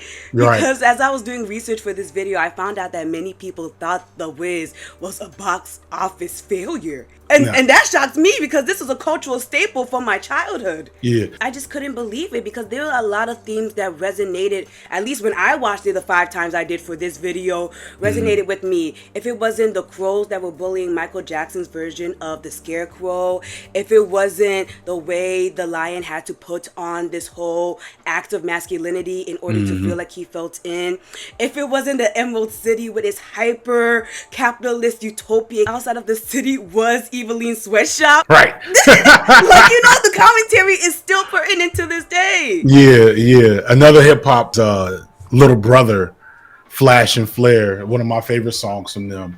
And they sampled that. Ooh, ah. Gotta have Flash and Flare. Flamboyant on y'all. This is a little brother exclusive. Nice, wonder, legacy.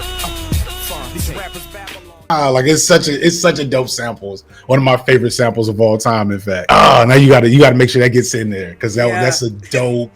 I gotta Google it. Yeah, you gotta Google it. Yeah, it's a dope sample. I've never heard anybody freak it like that. That particular sample for Flash and Flare. It definitely was like it was a staple. It's one of those movies where when there's like a black oeuvre, there's certain movies you can lose your black card over not having seen at a certain age. Like by the time you get to a certain age, there's like a list of maybe like 24 movies where you need to have seen them by the age of 25. You know, The Wiz is one of them. Coming to America, Color Purple, right? These are the first memes, is what it really comes down to. These are the first black memes where we speak in these sound bites. You know, slide some oil to me. You can't win. Just see a lot of that. It's actually so concerning because tirrb always clowns me, but the first time I realized like who Michael Jackson was from the show Glee, but I grew up watching The Wiz. So I never put 2 and 2 together. Because I came from like a really conservative Christian household that believed that all these black celebrities were like demon worshippers. Yeah. So I was like, Michael Jackson was in The Wiz. Mine just empty. But I still understood like all of the messages that he was trying to say. And the more I learned about Michael Jackson, I was like, you're the realest alive. Why did my parents keep me from learning about you? Yeah, it's tough.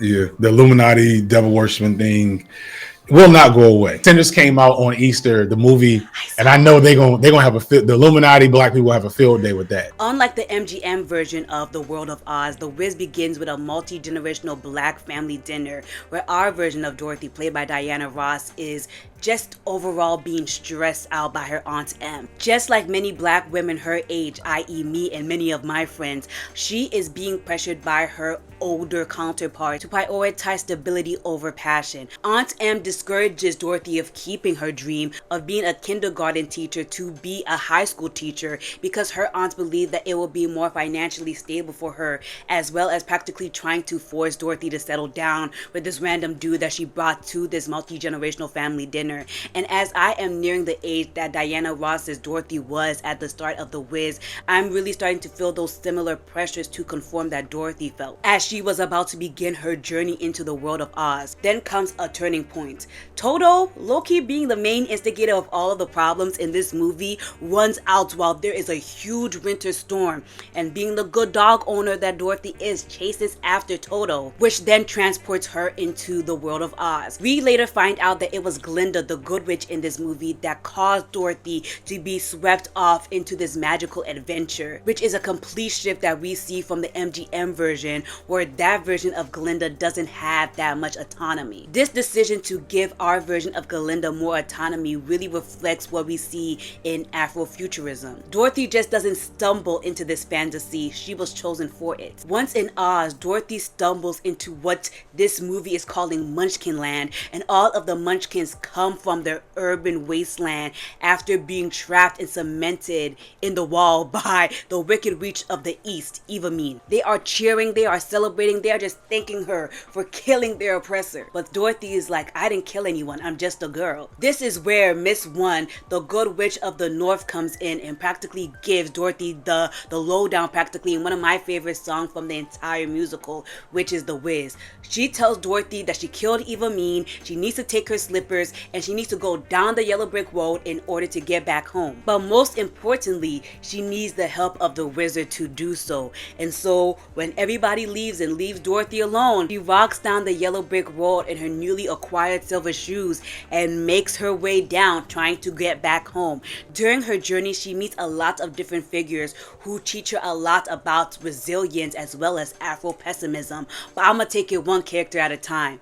Also, during this whole journey, she and her entire crew are honestly trying to get a yellow cab to respond to them, but they are ignored. I found out that this is a thing that happens a lot to black people in New York. I live in Maryland, so I never had to hail a cab, but it's a thing that happens, and I'm sorry, I didn't know y'all were going through that. One of the first characters that she meets is the Scarecrow, played by Michael Jackson. When we first meet the Scarecrow, he is literally being held up and being accosted by these crows. These crows are an obvious allegory to Jim Crow laws, as they literally tell Michael Jackson's version of the Scarecrow that he needs to obey the Crow laws and belittle him for having the audacity for trying to be smart. Michael Jackson's version of the Scarecrow, as a response to all of this constant bullying and vitriol he faces, sings the song You Can't Win, which is a haunting portrayal of the futility of life as well as systematic oppression.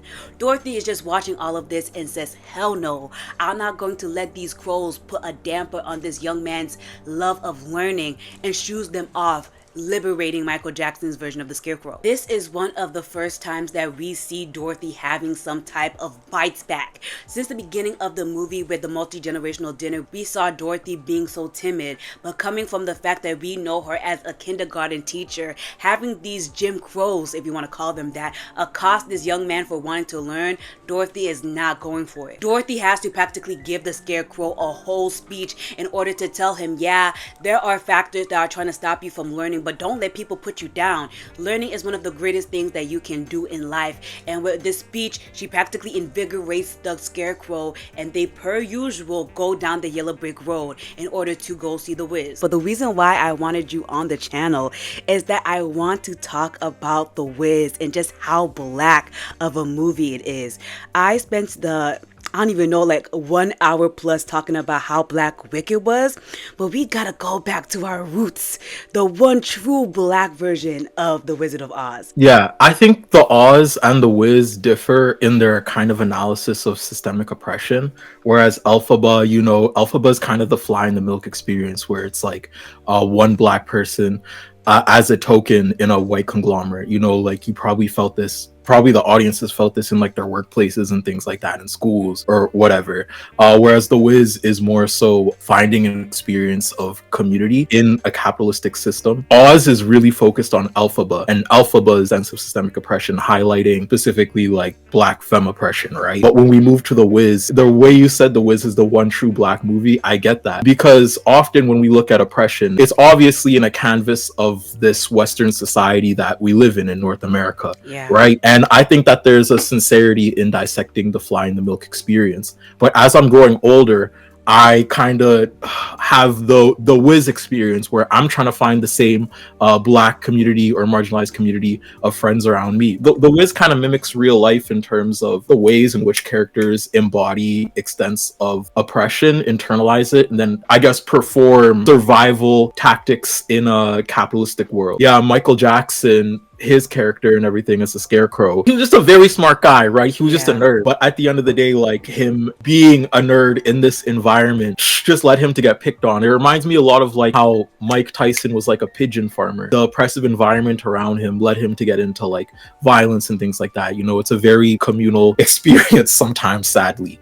Michael Jackson was able to rid himself or liberate himself just with the change of friends, with the change of environment, because the thing that kept him there was the oppressive structure of his friends and what they were doing to get by, right? Not oppressive structure of his friends, but that inherent platonic. Nah, his friends were oppressing the hell out of him. Yeah. You don't gotta sugarcoat it. Yeah. Sometimes your friends just like not really there for you. Sometimes they be chasing the bag at your expense, and that's a sad thing. Eventually, as Dorothy and the Scarecrow make their way down the yellow brick road, we meet another founding character in the form of the Tin Man. When we meet the Tin Man, he is literally being crushed by gigantic statuettes that we later find out is his fourth wife called Teeny, who, just for your knowledge, looks like this. I have no idea what kind of message they want to convey by having this black man crushed by a gigantic minstrel-like caricature of a black woman, but let's get back into the plot. His ballad, What Could I Do If I Could Feel, is a lament about how a lot of black men feel of having to subdue their emotions. We later get to see this whole emotional suppression thing again with the lion, but let's focus on the Tin Man for now. As he's lamenting about what he would do if he could feel, the gang, which is now made of Dorothy and the Scarecrow, practically tell him that they're on to see the wizard and maybe he can give him a heart so he can start feeling again. As the crew make their way down the yellow brick road, they then run into their last and final member, which is going to be the lion. When they meet the lion, he is encrusted in a statue practically, and he breaks out. All of this is happening at a bank, right? I don't know, maybe they trying to say that bank loans be oppressing us. I don't even know. But as he breaks out from this statuette, right, he's putting on this gigantic performance that he's so big, tough, and masculine, scaring the entire gang except for my boy Toto. Toto's looking at him like, I don't know what this man doing, but walks up to him and literally causes the lion to start screaming like a little girl. It's actually so embarrassing. Dorothy has to tell him about himself and says, how dare you? How dare you scare us when you're just a big coward? I love Dorothy. I don't care what they say about Diana Ross for this movie. I thought she was great. But the lion practically talks about how for the longest he's never had courage. And as a lion, he is supposed to be the king of the jungle. Because he is the king of the jungle, he has to put on this whole performance even though that's not who he is. And I really feel like this is a more direct parallel to how our society forces black men to act. A lot of black men, when they were little boys, were told that they aren't supposed to cry, that they're either the man of the household or that boys don't cry, whatever the hell that means. All this toxic masculinity leads to a lot of black men being emotionally stunted as adults, and I really feel like we see this in the way the cowardly lion is portrayed.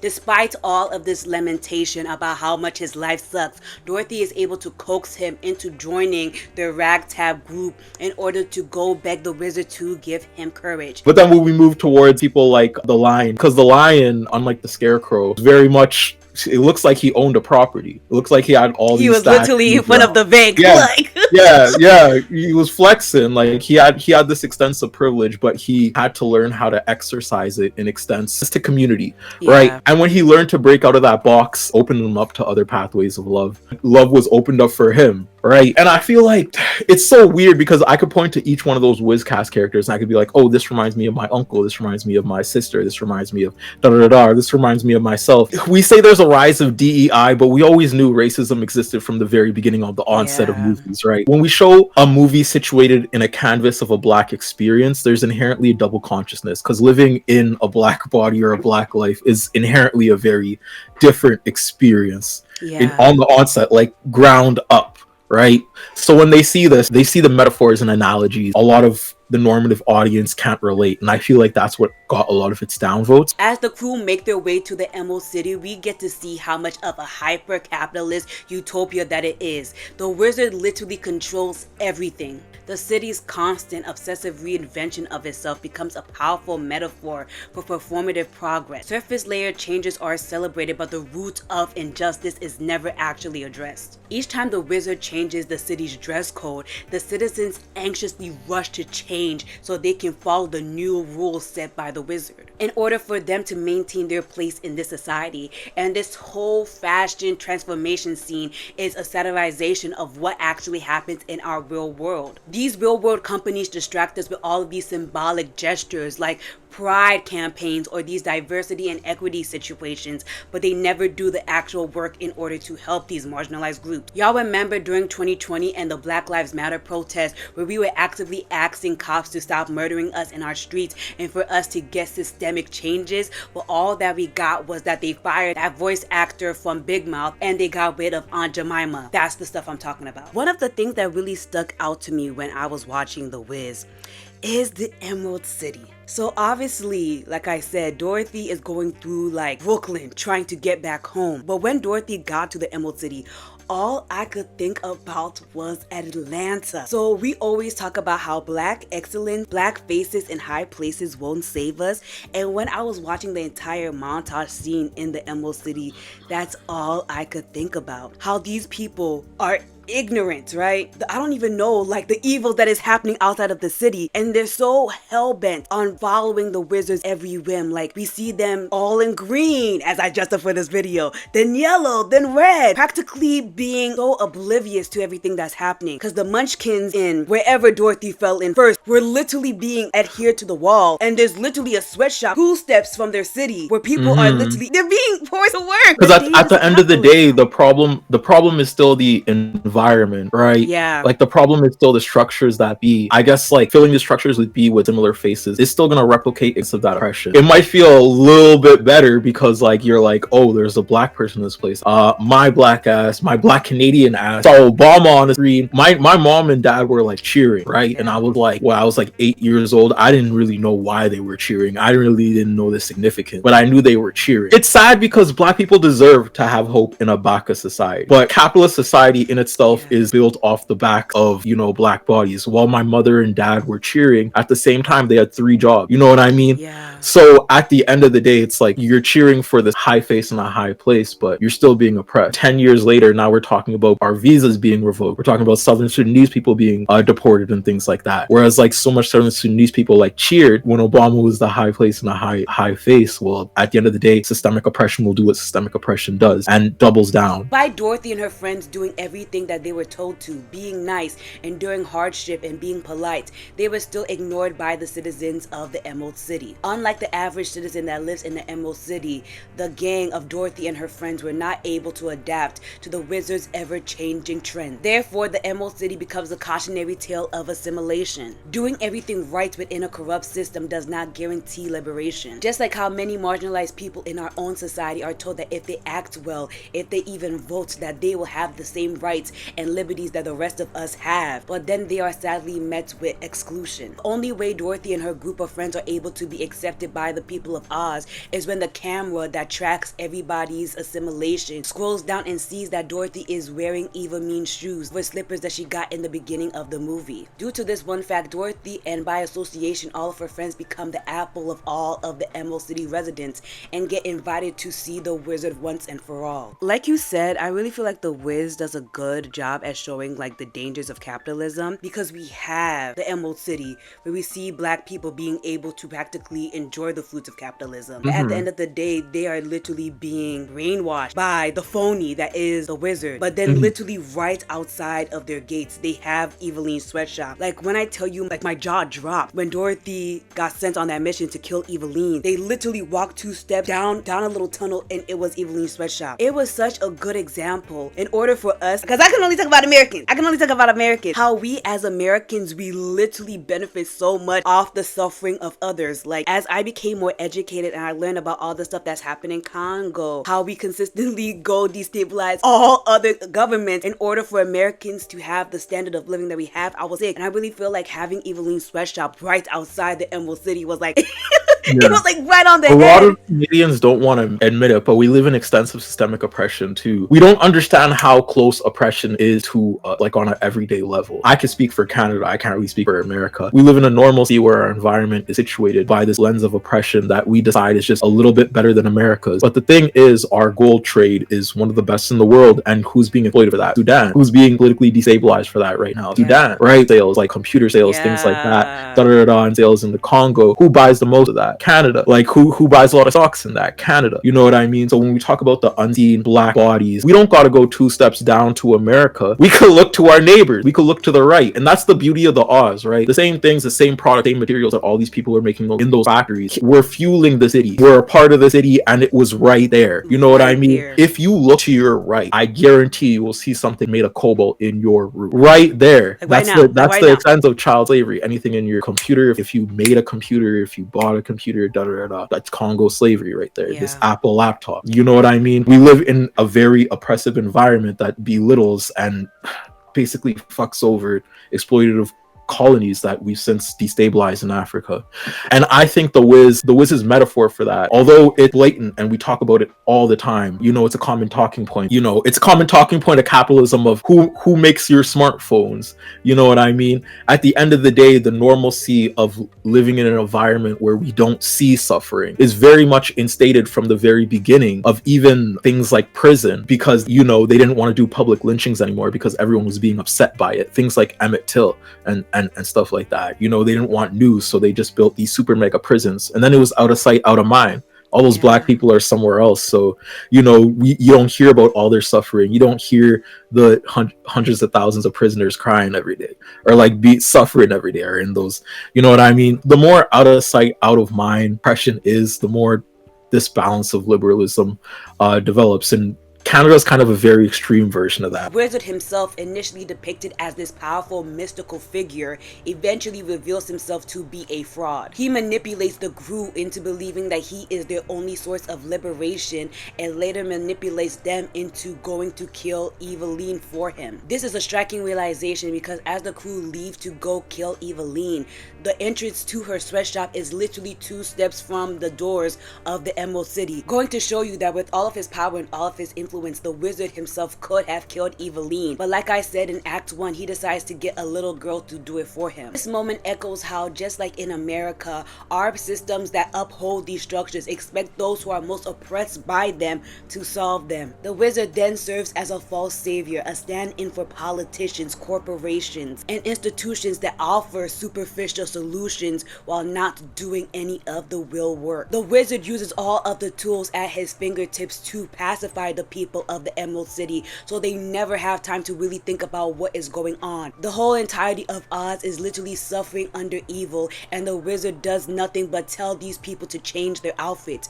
The people of Munchkinland were literally upheld and held in concrete for how long? Under evil mean. The wizard didn't do anything about that. Literally 2 steps from the Emerald City, there are people being forced to work in sweatshops. The wizard isn't doing anything about that, but the people inside the Emerald City are too busy trying to obey the whims of the wizard to really see that they are complicit in the oppression of all the people of Oz by doing nothing. As the gang make their way to Evillene, they are literally chased and eventually captured by these flying monkeys. This is where we finally get to meet our big bad evil antagonist that we have been talking about for the entirety of the movie, Evillene. When we first get to see Evillene, we get to see her for what she is, a grotesque depiction of capitalist exploitation. She is obviously running a sweatshop, and due to the fact that I said there's a lot of minstrelsy used in this movie, she looks like a walking caricature. When I was doing the research for this video, the 2 other versions that came before The Wiz also had her looking a hot, scary mess. It was only in later adaptations of The Wiz where they started to make her look like a normal person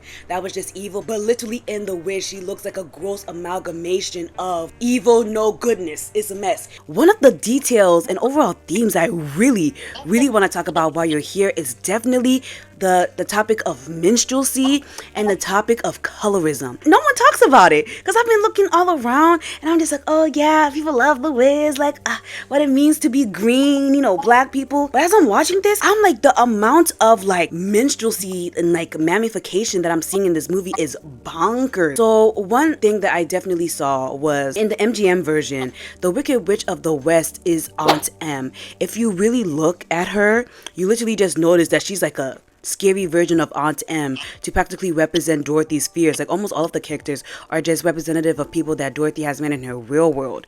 So taking that logic and applying it to the Wiz, I had to look at Dorothy like, hey, I know your Aunt M in this version is a little annoying, wanting you to give up on your dreams of going and taking care of kids, but to take Aunt M. Why are you making her look like this? Why does she look like this in your imagination? I have to. You might think I'm doing the most, but I want you to look at the pictures that I'm putting on the screen right now. It is something, you know, again, especially with these older adaptations of these black stories, that does not leave out room for a lot of these people's biases, especially the ones that don't age that well, to show up. It's actually wild. You know, I had to keep watching this so I can make my analysis of this movie. But the amount of like minstrelsy in this was unacceptable. Let me pull out my notes. Let me pull out my notes because I had notes on this. Always noticed that Evillene looked a hot mess. A hot minstrel mess. And that was intentional. But because me personally, I would have Evillene look, you know, even though her name is Evillene, I would make her look like a baddie, me personally. Yes. Because, see, Hiro, follow me. They knew they messed up in that Michael Jackson version because in every other iteration after that, I think there's like, they snuck a little craziness afterwards. But in every other iteration, she does look like a baddie. I think they got Mary J. Blige, but they had to look and they knew they couldn't continue the minstrelsy. It looked crazy. No. I feel like definitely. Especially because someone like Mary J. Blige, like, no, she's not gonna walk out looking, no. I would have had a protest. Yeah, no. I think she would have had a protest at that point. Guy says she is a grotesque embodiment of capitalist exploitation. She literally runs a sweatshop where she literally bullies and whips her workers while forcing them to A, never take any breaks, and 2, wear these grotesque looking sweatshop costumes. Is actually such a mess. Her character is cartoonishly evil, barking orders while being surrounded by little fire and brimstone while she whips her practical slaves. But what's more insidious about her cartoonishly exaggerated performance is how black she is. This movie uses Evillene and her black features and her blackness in a very derogatory way. She is one of the darkest characters that we see in the entire movie, and she's also one of the few characters that we see with prominent Afrocentric features. And I hate how much blackness is used as a degradation tool in the Evillene scenes, because like I said, she looks like this. And while I was researching for this video, someone made a good point that this lady is supposed to look similar to Dorothy's Aunt M, kind of like how in the OG MGM version, the evil witch looks like the evil lady that was harassing Toto. This makes me think that there was a lot of deliberate choices here, a lot of anti-black, futurist, and borderline colorist decisions that were prominent in the last act of this movie. Because like I said, many of her sweatshop workers are forced to wear these cartoonishly contorted costumes, right? But if you really look at these characters, you can see the prominence of these Afrocentric features, the dark skin of the skin suit, the Afrocentric nose and lips of these skin suits. The same way we see with these flying monkeys, we don't really get to see such prominent black features unless they're being used as some type of antagonistic caricature. I have to remind you that this is what the Tin Man's oppressive wife looks like. Now our main antagonist of the movie, Evillene, looks like this, as well as her henchmen as seen as her slaves in the sweatshops, as well as the flying monkeys. The movie uses prominent black features as an allegory or direct visualization of suffering and or evilness. Is actually a mess. And don't even get me started on Evillene's prominent use of AAVE when she sings her song No Bad News. Everything together is not looking too good in terms of what they're trying to say here about evil and its inherent relation to blackness. This is even made worse when we compare Evillene, our Elphaba standard, right, to her good counterpart Galinda the Good Witch. So in my first section, I talked about the dichotomy of the evil witch and how she represents a perverse femininity, like bad woman, nasty woman, as Trump would say, versus Galinda, who's like the epitome of perfect femininity, who, I'm not gonna lie, in the MGM version, Galinda is passive as hell. So then we go to the Wiz. We see Evillene. Jump scare. Yeah, no, it is a jump scare. But then you put Evillene side by side by our good witch in this movie. I'm not gonna hold you. This woman was so pale. This woman was so pale. When I was watching it with my friends, they were like, who's this white woman? And I said, guys, not too much on her because she was a civil rights leader. No, she was. Like, she actually was. She was a real nigga. But the specific choice to make Evillene into whatever the hell that was, I hate to be that person. I'm a black woman and I'm filming this in Women's History Month. Y'all gonna have to let me slide. Y'all gonna find somebody a little darker? Yeah, and you know, Hiro, I know they realized that they was doing a colorism because when they did the NBC version, they made sure to make the good witch also dark. So see, you was shitting on the NBC version, but they did some things that made, they made some changes they that had were, to, Hiro? still. I mean, yeah, they had to, but that in turn makes the Wiz, that adaptation of the Wiz still, I think, ingestible at least. I had to give them their props, okay? But damn! Yeah, give them their flowers for not being as colorist. Like, you know what I mean? No. And it's so funny because I'm blanking on the actress's name, but yeah, she was actually a prominent civil rights actress. I had to Google it because I was like, who is the white woman who played Glinda Good? No, legit, finding, realizing that she's mixed. I'm like, oh, okay, that makes sense. Why, you're the lightest person in this movie.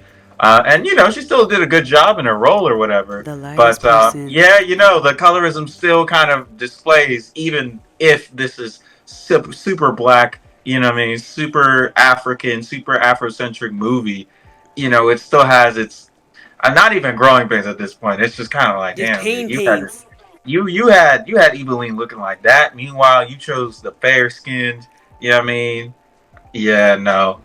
It's a little growing pains. I don't even want to say growing pains. These are regular pains, Hiro. This is just regular pains.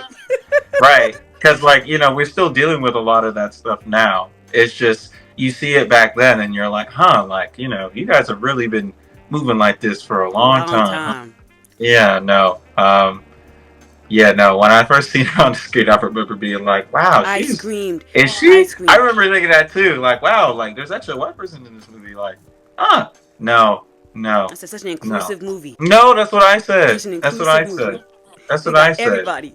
They got everybody in this joint. But yeah, no, the colorism definitely, it's just something media, unfortunately, even to this day, we still haven't quite exited the framework of using darkness, using that to describe evil and attributing that then to the way certain characters look and present themselves. I can just name a whole bunch of characters on my head that are darkness embodied and then be niggas. You know what I mean? I'd be like, oh, he's evil.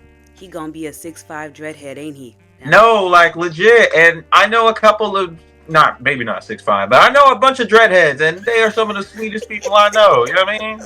Yeah, actually, because I'm telling you guys, it was definitely a deliberate choice to make her look like that, because this is what the actress looks like, and this is what they had Evillene look like. They obviously changed this in the later adaptations of The Wiz. They were going wild in this movie, and I just want to show you guys examples of that. I'm gonna put the version of Evillene that came after The Wiz, and I'm also going to put the NBC version where it was Mary J. Blige, I believe, who played Evillene. But as you can see, they specifically made sure to not do that wild futurism nonsense in portraying their evil character. But what The Wiz did in the 1978 film was definitely a choice. It was definitely a choice. And even though I personally did not like the NBC version of The Wiz, it definitely had a lot of improvements in comparison to the 1978 film, where colorism really wasn't such a prominent, icky part of the film. They decided to have one of my favorite favorite actresses that I found out about from Orange is the New Black as the Good Witch, and they had Mary J. Blige as Evillene, so it really wasn't light skin is the epitome of goodness and dark skin is the epitome of evilness, right? They were just two visibly black women who had their different goals in the movie. The whole entirety of Evellene's sweatshop scene was just colorism and featureism doing numbers on this movie. It actually took me out of the movie several different times because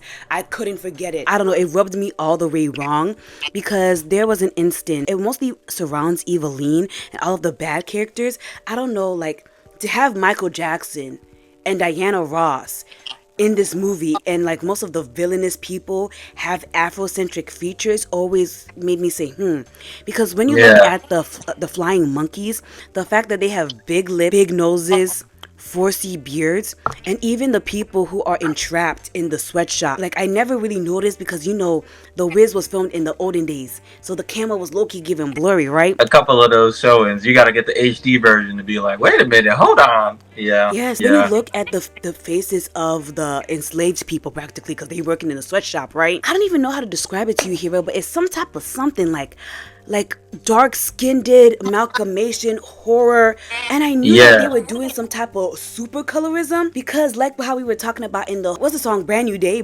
right? They strip off the mask, peel off their dark Afrocentric features, in beige little undergarments, and noticeably you go from seeing the entire sweatshop from being dark-skinned people with Afrocentric features to now we doing contour palette. You have dark, you have brown, you have beige, and the way I was able to clock it, I was looking at some of these people and I'm like, your skin color is matching the same shade of this beige underwear. So then I had to pause the movie when I was watching with my friends. I said, what are they trying to say? That liberation, after you're liberated, you strip your Afrocentric features. You strip it. That looks bad. That looks bad. And I'm not gonna hold you. I even think Family Guy, like, there's a Family Guy clip, and I'm gonna put it in. They did the gag where they did the gag, right? They had everybody dressed in that, but they all became black. And they all were black, and not like different like light skinned black people. They were all. It was all black. generally around the same skin tone. So I was watching this with my friend. I'm like, what are they trying to say? You mean to tell me if I stop looking like a Negro, I'm gonna be happy? Talking about some, can you feel a brand new? No, it's something about like this goes even beyond The Wiz, right? Just depicting like evil people or downtrodden people as darker and like full in some stories. It's like, you know, I understand what you're going for. You know what I mean? Obviously, if they're like impacted by the sun and are darkened by the sun and are slaves or whatever, like it makes sense. But just it's definitely interesting the way that like media will use blackness or even queerness or like disability or whatever to like paint like characters as like more antagonistic or more evil, and like how that like colors their perspective to be more evil or mean or whatever. And unfortunately, The Wiz is not exempt from it. Yeah, insensitive enough to not do that. There's some movies where I expect some nonsense. If it was a Tyler Perry movie, I'd be like, what we expect. If it was to be fair, Tyler doesn't get that without having something like The Wiz to like act like to have those types of things, you know what I mean, set in place, right? But it's to where like you're still depicting darker skinned people that way. I know they're gonna be like, oh, why didn't she expect this? I mean, Dorothy was a girl with a 4C afro, and she was visibly, melanated. It wasn't like I had to go to Ancestry.com and find her ancestor. She's visibly like a black woman. So I said, okay, if this is our main lead, I expect no nonsense like that. Totally fair. That's totally fair. And like, again, since this is its own thing, like telling its own story low key, like at this point, if you've only ever seen Wizard of Oz and you're seeing this, you're like, okay, this is gonna be the black version. And unfortunately, it definitely was. Like, the black community has a huge colorism is huge. So how Dorothy is able to defeat Evillene is that she uses the fire extinguisher that they have never used, because Evillene obviously doesn't care about safety for her workers, and as soon as the water touches Evillene, she decides to melt, and Dorothy then flushes her down the toilet. Like, they literally flush her down a toilet. And between the Tin Man being put down by a dark-skinned, visibly fat black woman and Dorothy flushing a visibly black woman down the toilet, I had to look at this movie all types of sideways. But what was the final nail in the coffin for me is that when all of the workers are free because Evillene is dead, they strip their skin suits that were definitely Afrocentric and they become liberated in the song Brand New Day.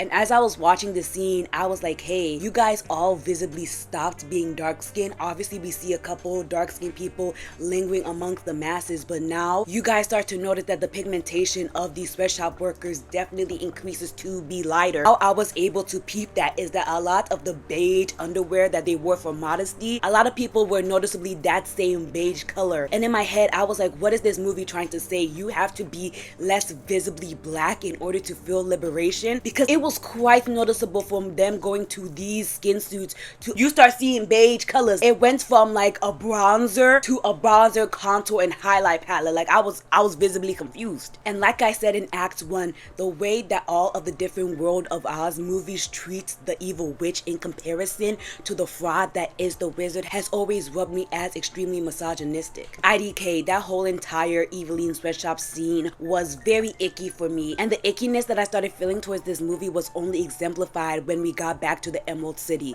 So like I said in Act 1, I always felt extremely uncomfortable with how different versions of the Wizard of Oz has treated the Wicked Witch in comparison to the wizard.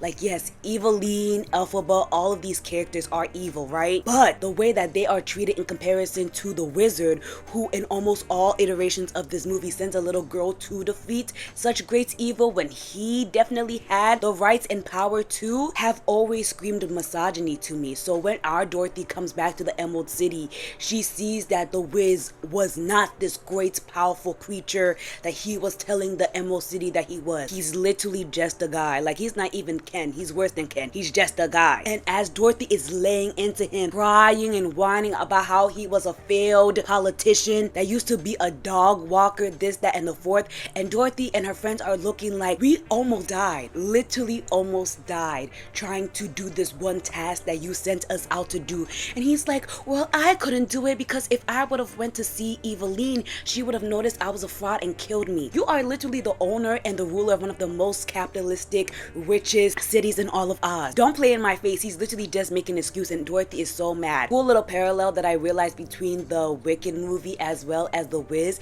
is that both versions of the wizard have some type of antagonistic role in relation to animals. Our wizard from the Wicked movie is somebody who is literally trying to get rid of talking animals and make them a subjugated class, versus the wizard in the Wiz was a dog catcher turned into a leader of a powerful city.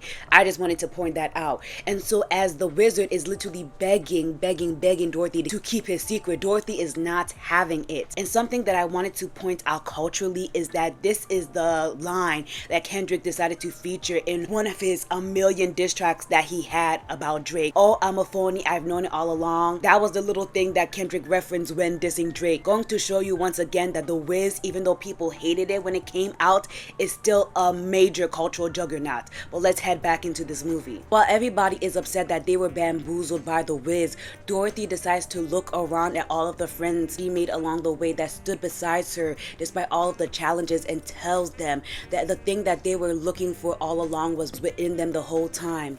The Tin Man talked about how he had no hearts, but he shed tears at thinking that Dorothy and the Cowardly Lion was dead. The Lion thought that he had no courage, but he was the main one that saved them from being beat up by the subway station. And the Scarecrow thought that he didn't have brains, but he was the smartest amongst them. And as everybody is looking and realizing, yes, you're right, Dorothy, the one thing that Dorothy wanted in her heart of hearts was to go home, she realized she couldn't get. And this is where Galinda shows up to be like, you have the possibility of going home yourself. And I'm telling you, it was such a jump scare to see all of these like darker skinned individuals and to see this paler individual. But Shawty was a civil rights leader, so I can't say too much of my sis. Like, she was literally fighting for our rights. And so one of the things that I really took away from this movie was the importance of liberation. Dorothy decided to refuse the wizards with all of his manipulation and false promises, and decided that the best way to get to liberation is by looking inward and looking towards the community that you built. All of the friends that Dorothy made along the way were were integral in helping her defeat Evillene and liberating so many people across the world of Oz, something that the wizard in all his great alleged power could never imagine doing by himself, because he was more focused on maintaining power and gaining power than caring about those who needed his help the most. And while there are many issues that I had with The Wiz, specifically in relation to black women colorism and featureism,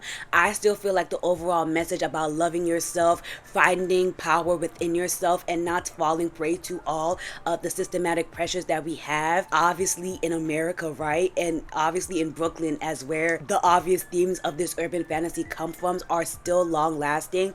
They said The Wiz was a box failure flop, which is April 18, 2025, is still a major cultural juggernaut. It did not go the way of the dinosaurs and fade into non-existence, but it still maintains its popular cultural relevance. But all of the points that you're making about community are like so real. When Diana Ross sang Home and practically sang about how she just appreciates everything that she really wasn't appreciating in the beginning of the movie, because in the beginning of the movie we literally start with a black family banquet, versus when we start the OG MGM version, Dorothy's like, I don't want to work on the farm, you can't make me. Like, sis, you're on a farm, you gotta do farm work if you want to live on the farm. So the dichotomy between those scenes to me were really exemplify the black experience versus the white experience. Black people, especially Africans such as us, right? We are so communal in nature. Dorothy and the Wiz having to figure out her community and practically having to grow up. I just felt it. Yeah, because the fact of the matter is, at the end of the day, community is amazing. Yeah. But we still have flaws in community. People need movies like those that center communal joy. Movies that tell you that there's avenues or ways to still have fun, find community, be a black person in an oppressive environment. That's what I was trying to say, I think. But what do you think that we can learn, like, in our year of 2025 from The Wiz? You know, it's funny, I just saw Sinners. While they're not very similar in terms of like plot and theme, they are similar in terms of like the awesome things that happen when you give black auteurs the resources, given access to the machines and the tools that, you know, Empire has built. Now it's important to like think about the spoils of Empire in the middle of it, but you don't have to the whole time. You enjoy that. You enjoy the thing. You enjoy the art. Diana Ross and Michael Jackson being in one movie is like Beyonce and Kendrick doing a movie right now. It's this ridiculous cultural touchstone. And it kind of like speaks to this, I don't know if I want to use the word resilience, because that's the best word I can think of, where this film that didn't do well in the box office, but was so iconic that the culture has just carried it into being probably 10 times worth what it was spent to make, because we loved it so much, because we love our art so much, because we show up for each other, because generally speaking we take care of our icons even when our icons don't always take care of us, because it's not even like about them. Like, the icons are just a vessel through which the beauty that is kind of in us just carries on again. And so like when the icons fail us, it's like, that's okay, because the thing that you're giving us wasn't yours to begin with. It belonged to the essence of the culture, which is why we love it so much. We appreciate you bringing it to us. You know, I think Diana Ross ran off to Paris, married a white man, didn't talk to nobody after that, something like that. Michael was very sad. Right. Michael was very sad. Yeah, that I heard of.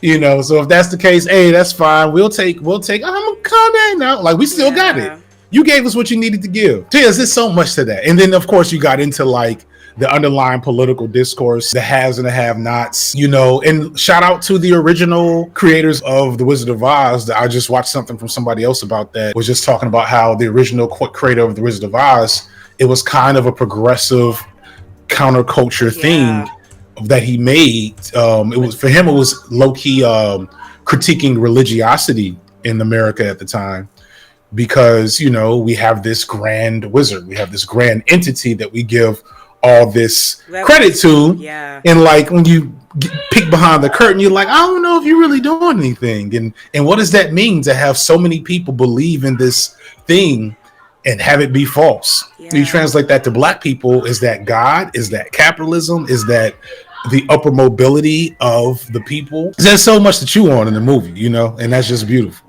Like I said, Kendrick himself, the man who hosted this year's Super Bowl, referenced The Wiz in his diss towards Drake, another well-known black artist, right? It isn't just stars like Kendrick that are paying homage to The Wiz, right? We see artists like Cynthia Erivo, who played Elphaba in this year's adaptation of Wicked, giving The Wiz props by singing the song Home. And it isn't just the older generations. I was literally just on TikTok and I saw people making The Wiz characters in Dress to Impress. So The Wiz is still a cultural juggernaut.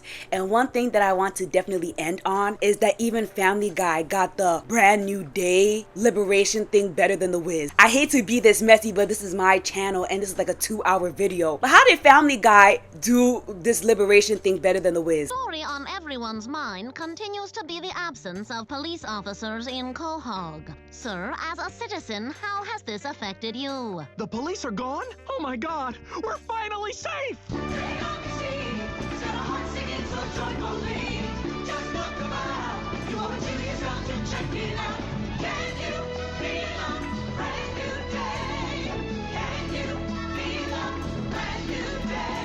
Because you see how everybody is a visibly black person with Afrocentric features and they not mocking it? I'm not gonna say too much. But yes, The Wiz is a cultural juggernaut. And I just feel like we as black people love The Wizard of Oz so much. And having The Wiz as proof of that is so powerful. Thank you guys so much for watching until the end of this video. When I tell you this passion project was literally months in the making, I'm not joking. A 2-hour Baka video essay. Y'all not getting nothing like this for me again. But thank you guys so much for the support. Thank you so much to the Patreons who are funding this project. Oh my gosh, this video took forever. And thank you guys so much for watching until the end, engaging with me in the comments, liking, subscribing, and the next time I see you guys, we're gonna be in the magical world of Oz. Bye.